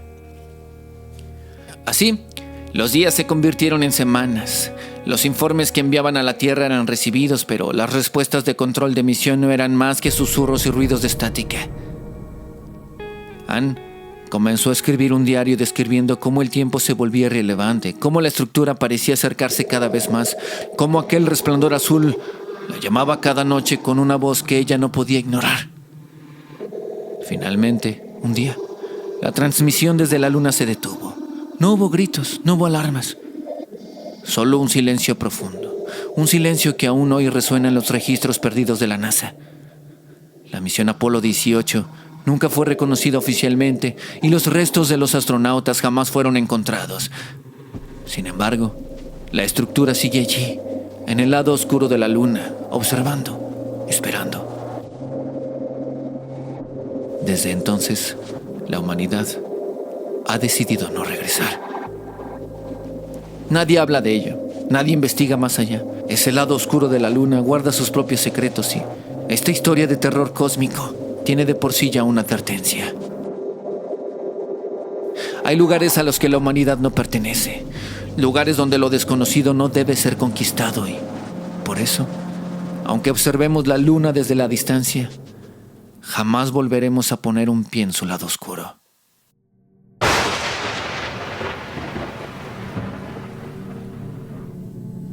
Había un lugar en el océano Atlántico que no aparecía en los mapas. Los pescadores de la región lo conocían como la Fosa del Silencio. Un abismo tan profundo que parecía no tener fondo. Un lugar donde la luz se desvanecía por completo, tragada por la oscuridad líquida. Cuentan que a sus alrededores los barcos evitaban detenerse, pero no porque lo dijeran los navegantes, no, sino porque el lugar ejercía una atracción inquietante que hacía que el mar se tornara denso y silencioso. El sonido del viento se apagaba, el oleaje cesaba y el aire se volvía pesado como si el abismo tuviera un hambre insaciable. Fue en una expedición científica que un grupo de investigadores se habría embarcado con la misión de estudiar el lecho marino de la región en busca de nuevas formas de vida. El equipo estaba liderado por el Dr. Samuel Harker, un oceanógrafo veterano con una obsesión peculiar con los lugares más oscuros y profundos del océano. Acompañándolo iban la bióloga marina Elena Gómez, el ingeniero de buceo Michael Reed y el piloto de drones submarinos Derek Lewis. Todos eran expertos, acostumbrados a los desafíos del océano, pero ninguno estaba preparado para lo que encontrarían en la Fosa del Silencio.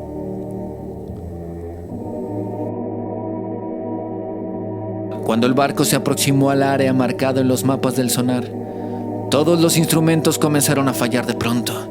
Las brújulas giraban sin control, los sistemas electrónicos se apagaban y encendían erráticamente y el sonar solo mostraba una mancha negra, una profunda nada que parecía absorber incluso a las ondas del sonido. El agua estaba más oscura de lo normal, de un negro tan profundo que no parecía tener fin, y la superficie, normalmente agitada, estaba completamente inmóvil. Además, no había señales de vida marina en la zona, no se veía un solo pez, ni una gaviota en el cielo. Nada. Fue entonces que el equipo decidió desplegar un dron submarino para explorar la profundidad. Aquel dron descendió lentamente con su luz blanca, abriéndose paso en la oscuridad como una linterna en una cueva infinita. A medida que bajaba, la cámara del dron transmitía imágenes a la pantalla en la cabina del barco y al principio solo había sedimentos suspendidos y la ocasional burbuja que ascendía desde las profundidades. Pero luego el paisaje comenzó a cambiar. Aparecieron formaciones rocosas retorcidas, como si algo les hubiera moldeado a su antojo. Alguien. Pero a unos cuantos metros de profundidad, todavía más allá, el dron habría captado una estructura inusual en el suelo marino. Era un círculo perfecto, o lo que parecía ser eso, de piedras blancas, lisas, organizadas de tal manera que parecían deliberadamente colocadas. En el centro del círculo, una abertura negra se extendía hacia abajo, mucho más oscura que el resto del abismo, como si fuera la boca de algo que esperaba. Paciente. La cámara del dron comenzó entonces a captar interferencias. El video se volvía borroso, pero aún podía distinguirse un movimiento lento alrededor de la apertura. Era como si algo estuviera girando, como si esperara a que el dron se acercara más. El Dr. Harker, sin embargo, intrigado, ordenó que el dron se aproximara.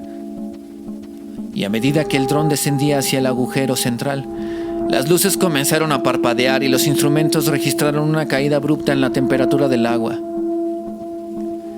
Así, en tanto, Elena observaba la pantalla con los ojos bien abiertos.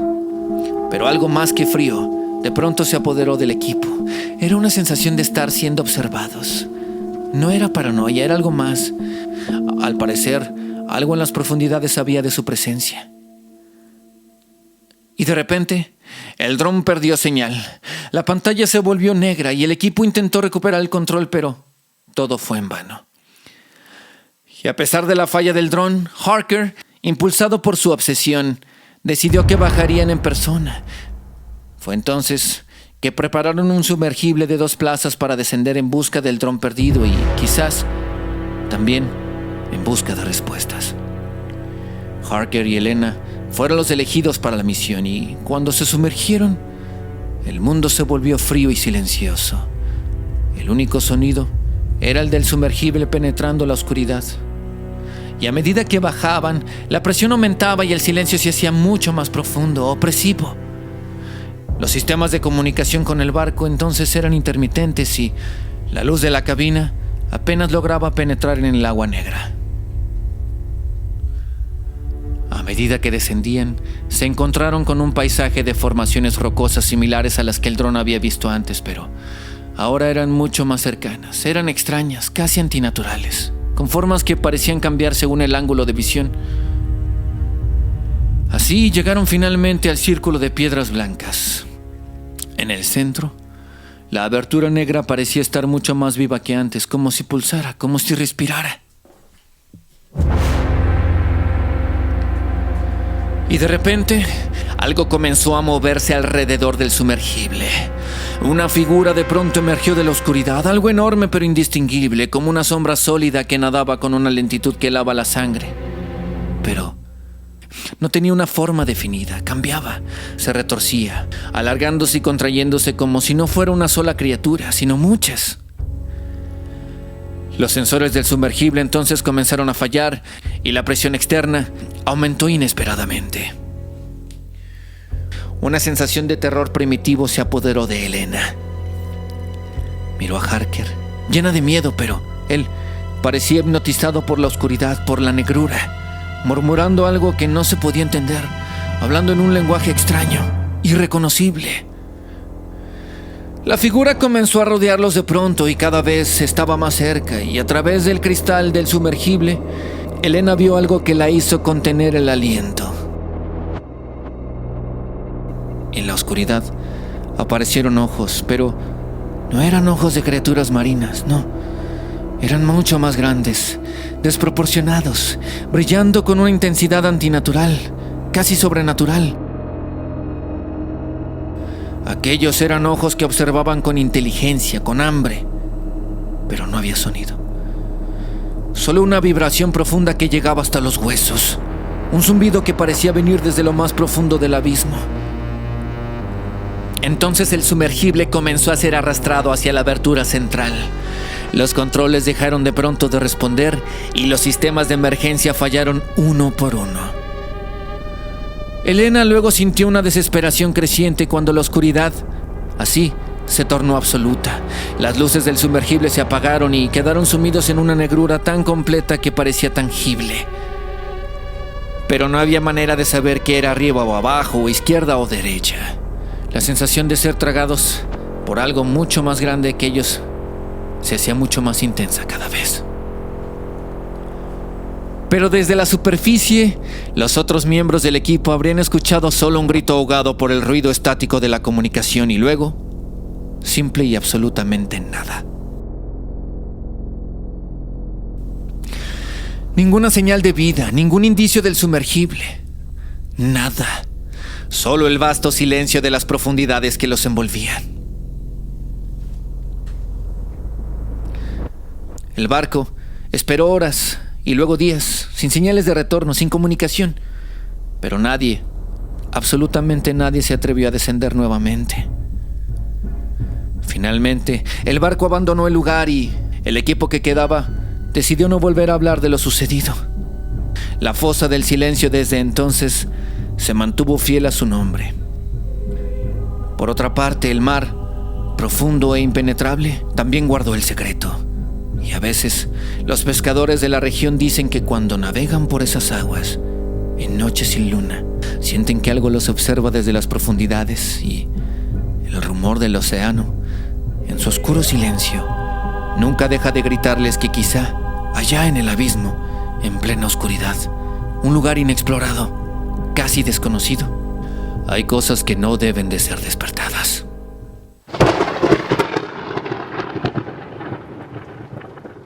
Alicia siempre había sido una trabajadora dedicada. Durante más de 15 años había construido su carrera en una agencia de publicidad, ascendiendo lenta pero consistentemente hasta convertirse en una de las diseñadoras más respetadas del equipo. Sin embargo, en los últimos años todo había cambiado.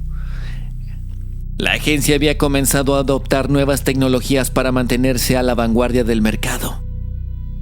El rumor más inquietante era sobre un nuevo software que, con base en inteligencia artificial, prometía revolucionar la creatividad publicitaria.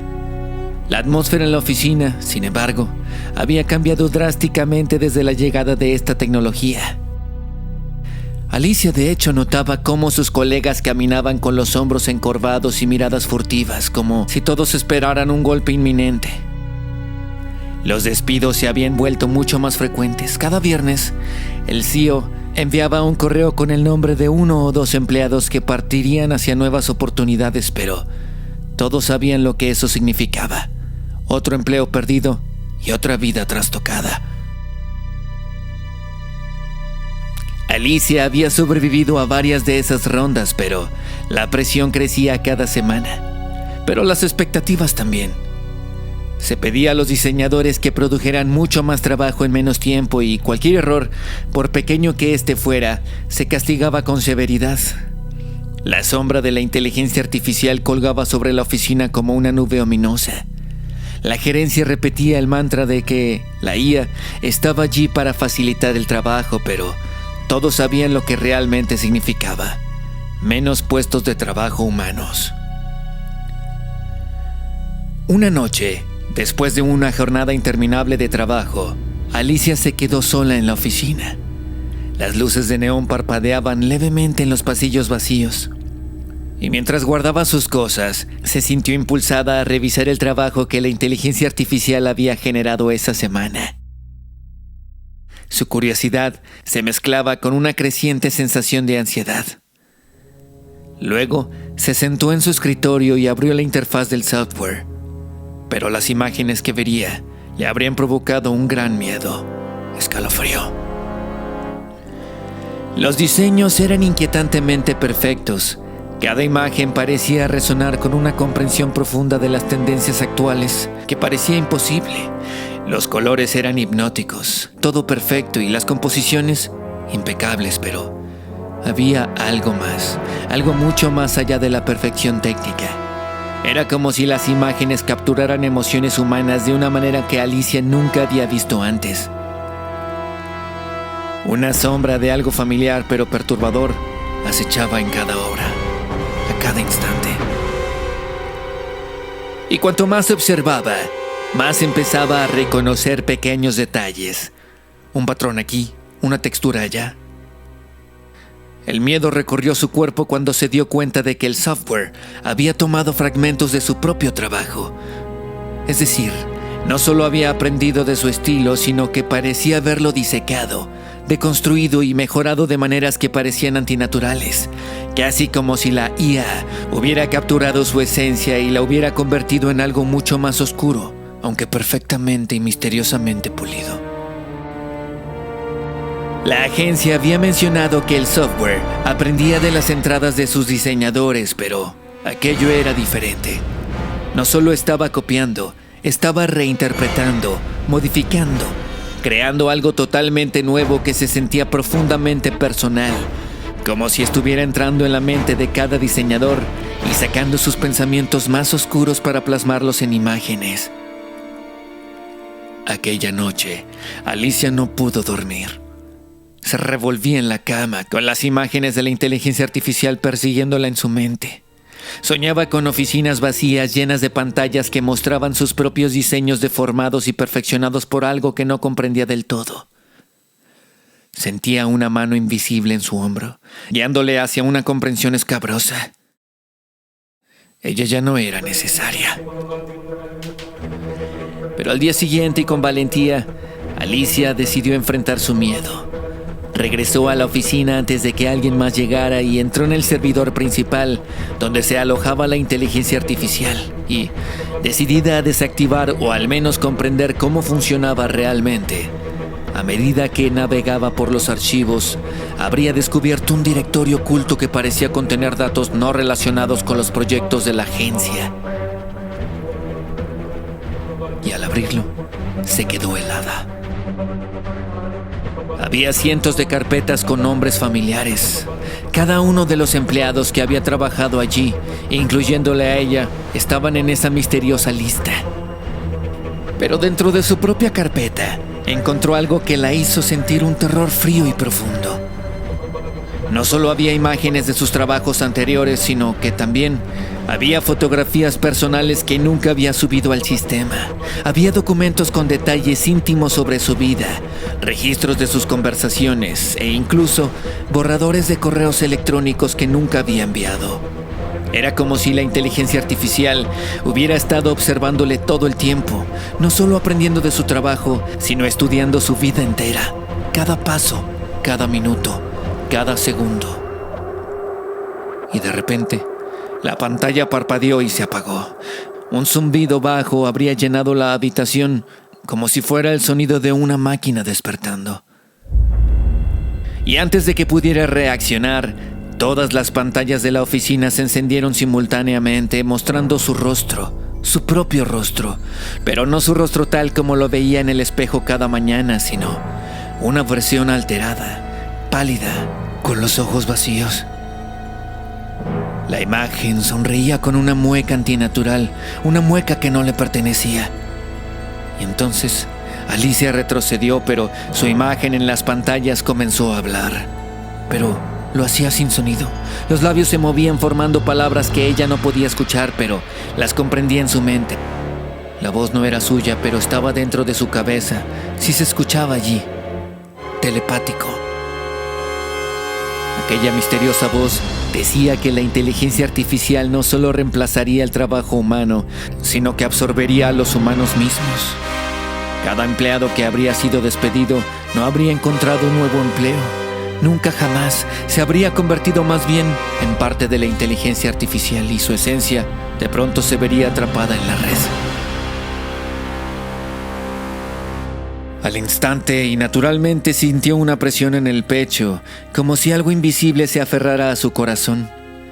Trató de gritar, pero no salió sonido alguno de su boca y las luces de la oficina parpadearon frenéticamente mientras ella sentía cómo sus pensamientos se volvían cada vez más borrosos, como si algo estuviera drenando su energía, su mente. Ella luchaba por mantenerse firme, pero las palabras en las pantallas se habrían vuelto mucho más insistentes, más invasivas. De repente, todo se apagó. Todo se volvió oscuro, y fue después de un rato cuando las luces misteriosamente se volvieron a encender y Alicia ya no estaba allí.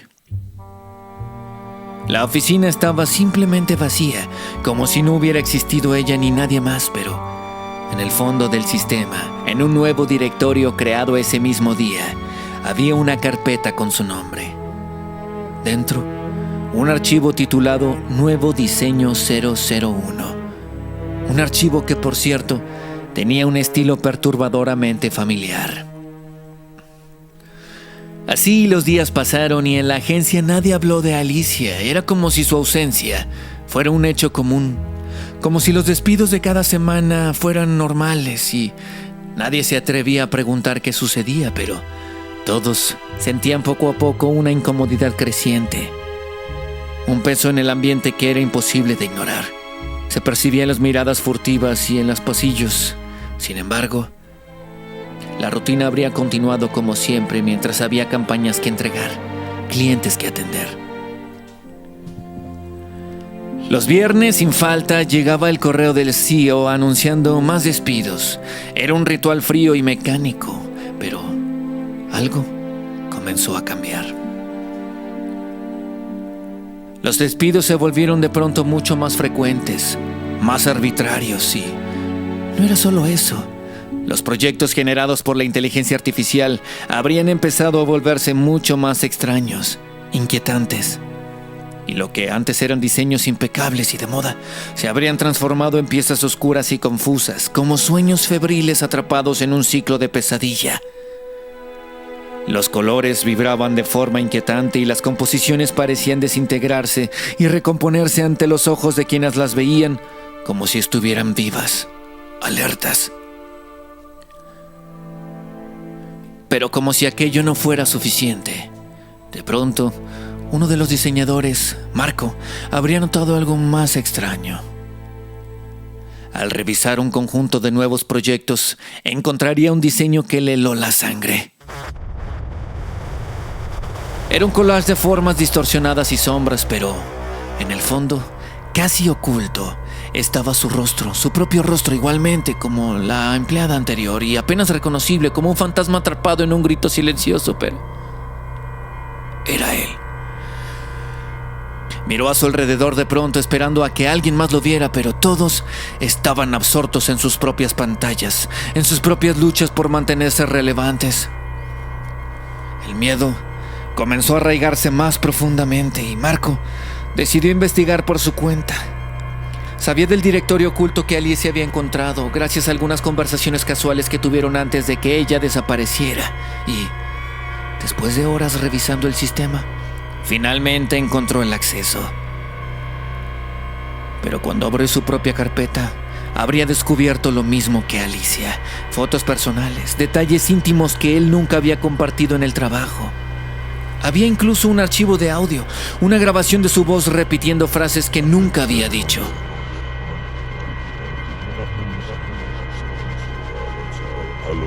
La noche siguiente, Marco no pudo dormir. Sintió que algo lo observaba, que algo esperaba, le acechaba. Decidió ir a la oficina después de la medianoche, convencido de que debía enfrentarse a esa cosa antes de que se llevara algo más de él.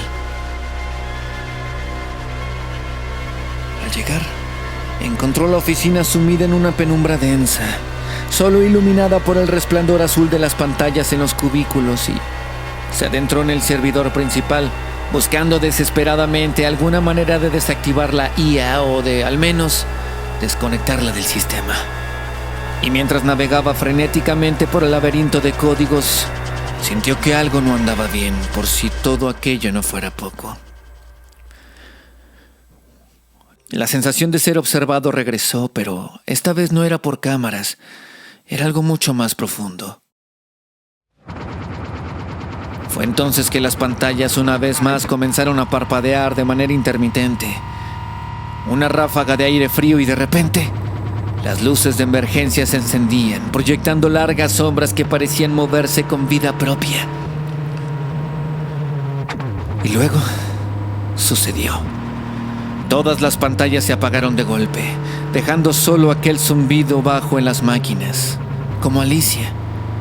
Un zumbido que poco a poco se volvió un murmullo, pero aquello no era una voz, al menos no humana. Más bien, era una mezcla distorsionada de decenas de voces, como un coro deformado que hablaba al unísono, muchas personas.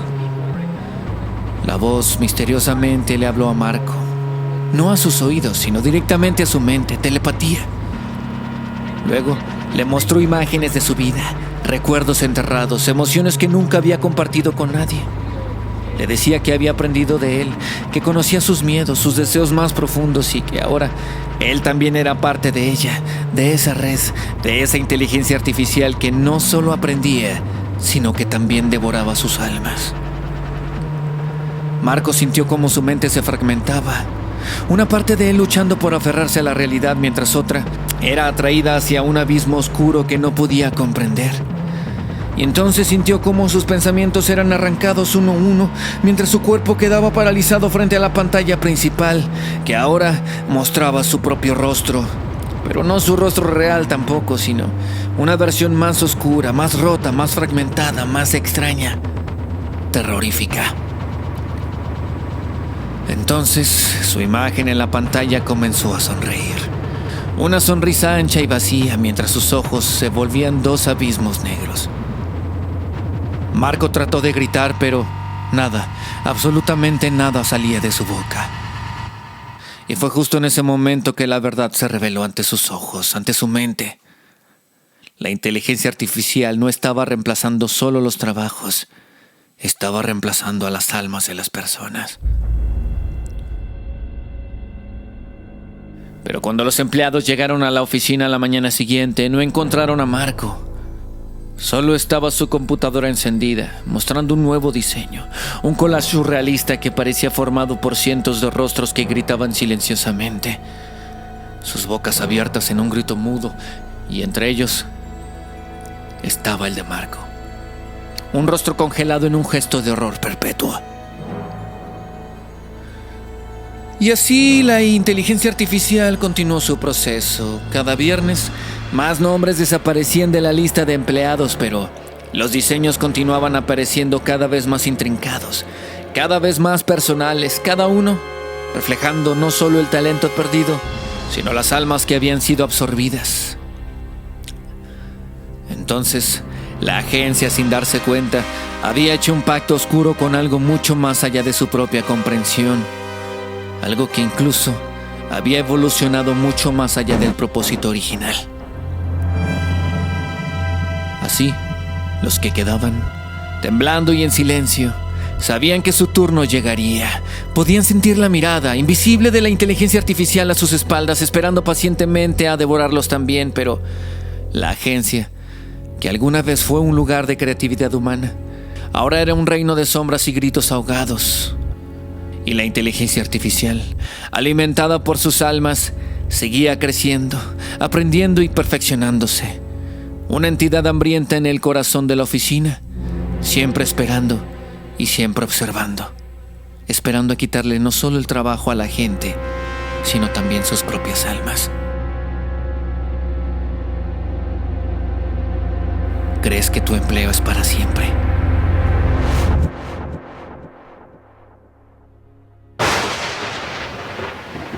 Blackwater Lake era un pequeño pueblo encajado en el norte del estado de Maine, en Estados Unidos. Rodeado por un bosque denso que parecía tragarse la luz del día, tenía algo realmente inquietante. Con sus calles vacías y casas en ruinas, pocos hablaban del verdadero temor que había crecido en el corazón de la comunidad.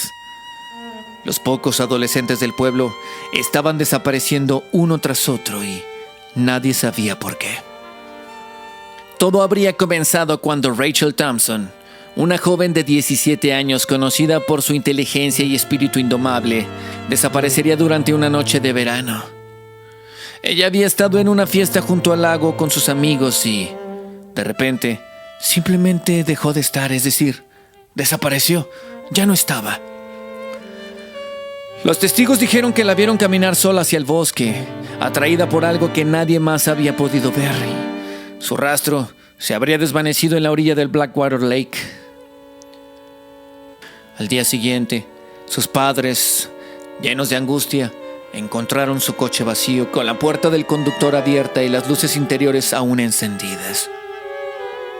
No había señales de lucha, pero algo simplemente no cuadraba. Días después, otro adolescente, Lucas Reed, también habría desaparecido.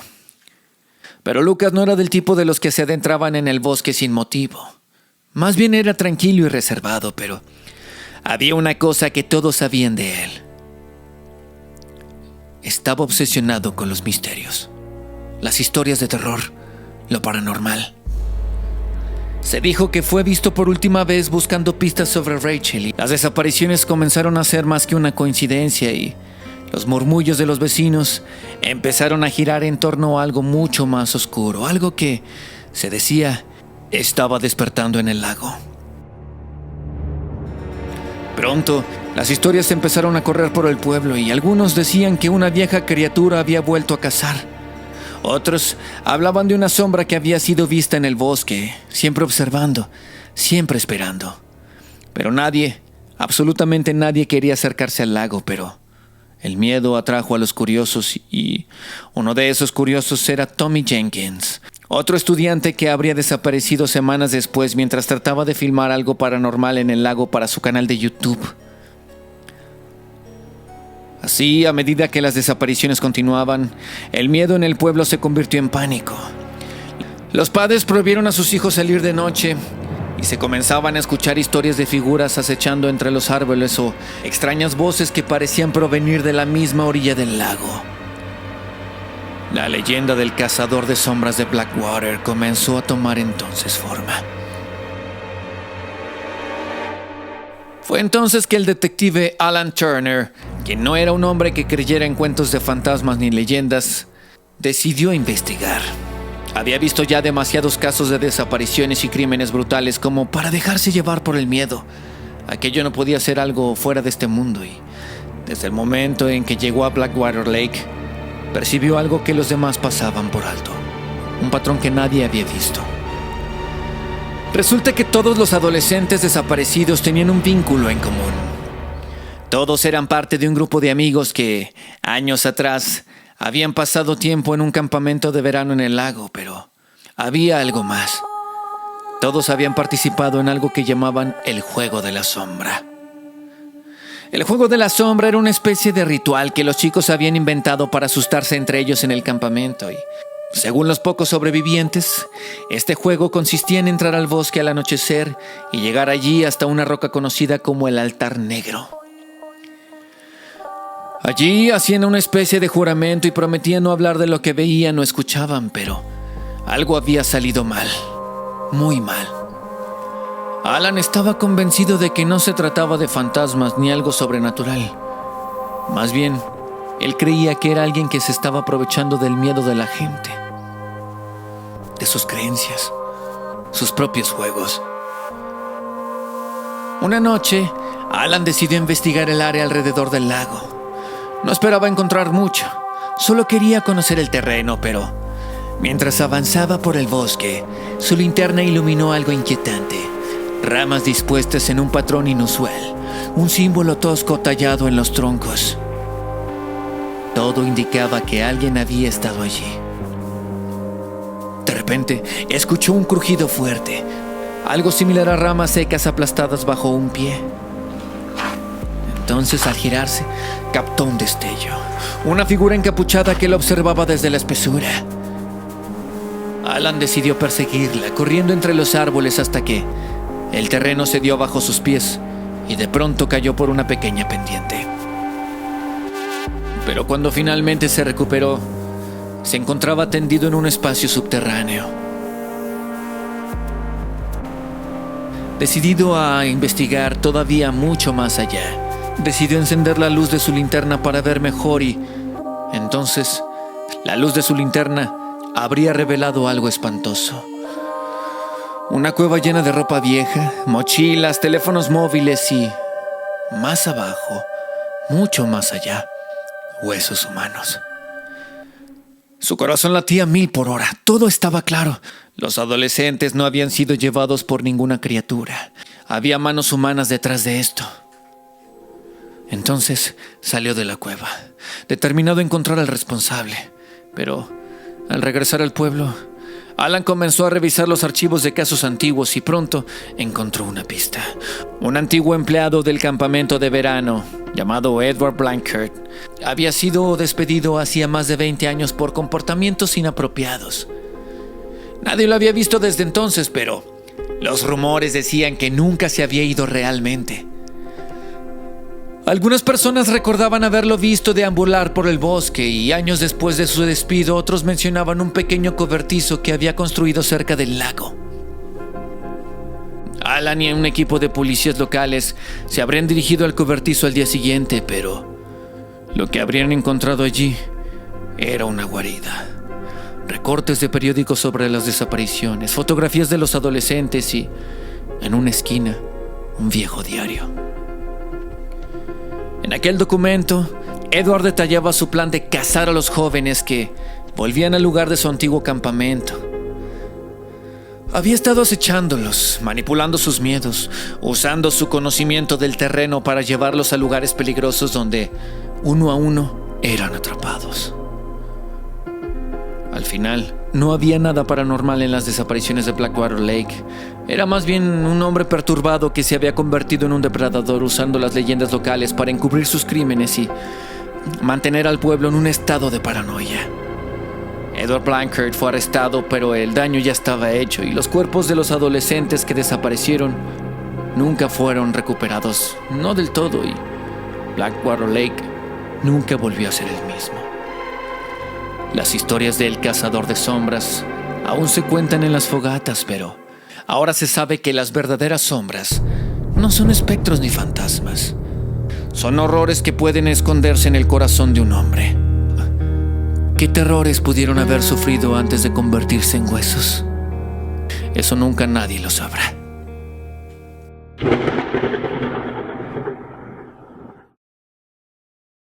Clara había sido una devota del yoga durante años. Encontraba en la práctica diaria un refugio del caos del mundo exterior. Se sumergía en cada asana con dedicación, respiraba profundamente en cada pranayama y, finalmente, se perdía en la meditación. Su búsqueda de paz le había llevado a profundizar en técnicas mucho más avanzadas, siempre con la esperanza de encontrar la iluminación que tanto buscaba. Cuando se enteró de un retiro en las montañas que ofrecía una práctica de meditación secreta, transmitida solo a los más avanzados, sintió que había llegado su momento. El Drishti Asur, decían, permitía a sus practicantes alcanzar un estado superior de conciencia, pero requería una mente pura y una voluntad inquebrantable. Clara, entonces, ya se sentía preparada. Esa noche, cuando todos se retiraron a sus habitaciones, se quedó en la sala de meditación, decidida a intentarlo. Concentrada, comenzó la secuencia de posturas, dejando que cada movimiento la preparara para la meditación final. Se sentó en posición de loto, cerró los ojos y comenzó a recitar aquel mantra, un antiguo cántico en un idioma desconocido. Su respiración se hizo más profunda y su mente mucho más ligera. Lentamente fue entrando en un estado de trance, sintiendo cómo su conciencia se expandía mucho más allá de su cuerpo, más allá de la sala, hacia un vacío insondable. A medida que se adentraba en ese vacío, la sensación de calma se había transformado en inquietud. Algo no andaba bien, aquello no era usual. La oscuridad a su alrededor se volvió espesa, como si la estuviera envolviendo en una tela invisible. El miedo comenzó a crecer y luego intentó abrir los ojos, pero no podía. Era como si una fuerza invisible la mantuviera atrapada. Entonces lo sintió. Una presencia fría y antigua acechando en la oscuridad. Esa presencia la observaba, silenciosa, como un depredador estudiando a su presa. Clara trataba de respirar y de regresar a su cuerpo, pero la sensación de ser succionada hacia lo más profundo de su mente era ineludible. Terribles imágenes comenzaron a inundar su mente, rostros deformes, cuerpos retorcidos y un abismo sin fin que se abría bajo ella. El dolor era insoportable, era como si su esencia estuviera siendo desgarrada y luego todo se volvió negro.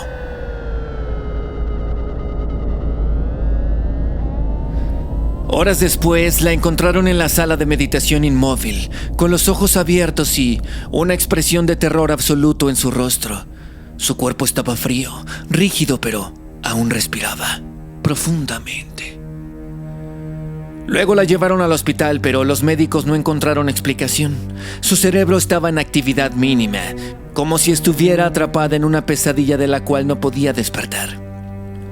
Así los días pasaron y la noticia del estado de Clara se habría difundido entre la comunidad del retiro.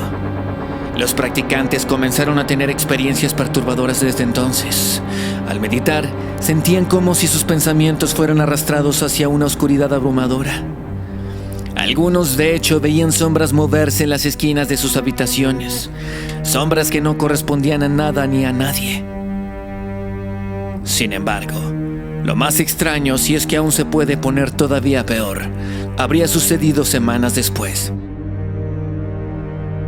Uno de los practicantes más experimentados, un hombre mayor que había sido testigo del trance de Clara, habría comenzado a investigar el origen del Drishti Asur. Fue entonces que encontró antiguos textos que describían la técnica no como un camino a la iluminación, sino como un ritual prohibido, un método para contactar con entidades del más allá. La técnica, según los textos, no elevaba la conciencia, sino que más bien debilitaba la barrera entre el mundo de los vivos y un reino oscuro y desconocido.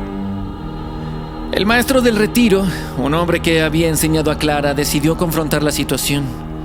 Así fue que convocó a los practicantes más cercanos para realizar una purificación en la sala de meditación, convencido de que habían despertado algo que no debían.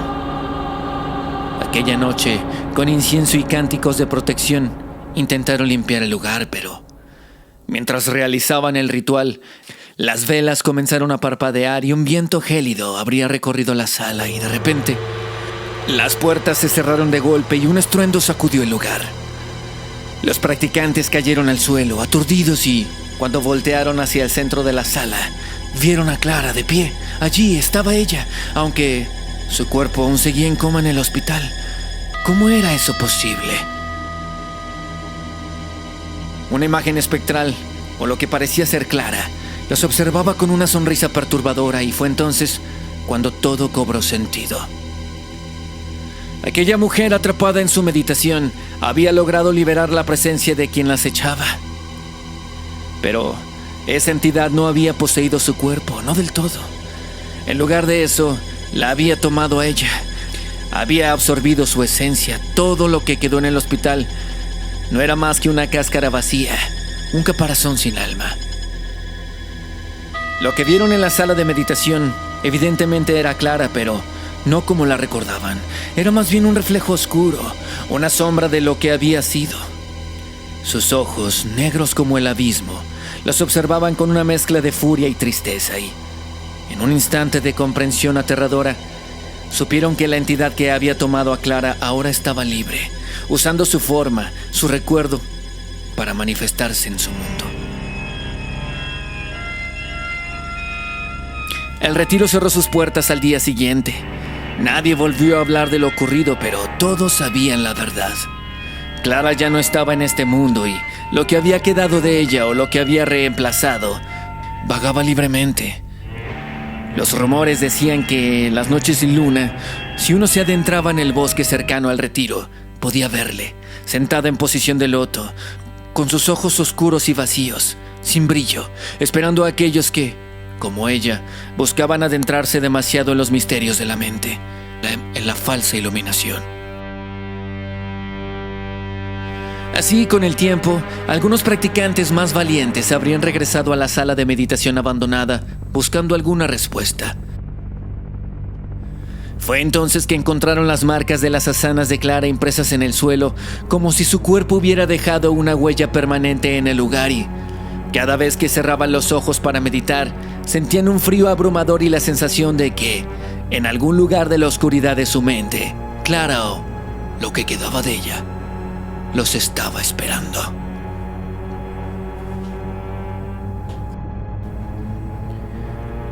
¿Cuánto conocemos realmente sobre los límites de la mente cuando la exploramos a través de la meditación?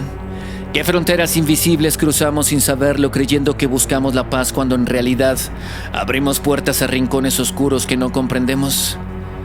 ¿Estamos preparados para enfrentar a las entidades que habitan estos abismos desconocidos, o somos simples mortales jugando con fuerzas más allá de nuestro entendimiento, arriesgándonos a perder más que nuestro propio control?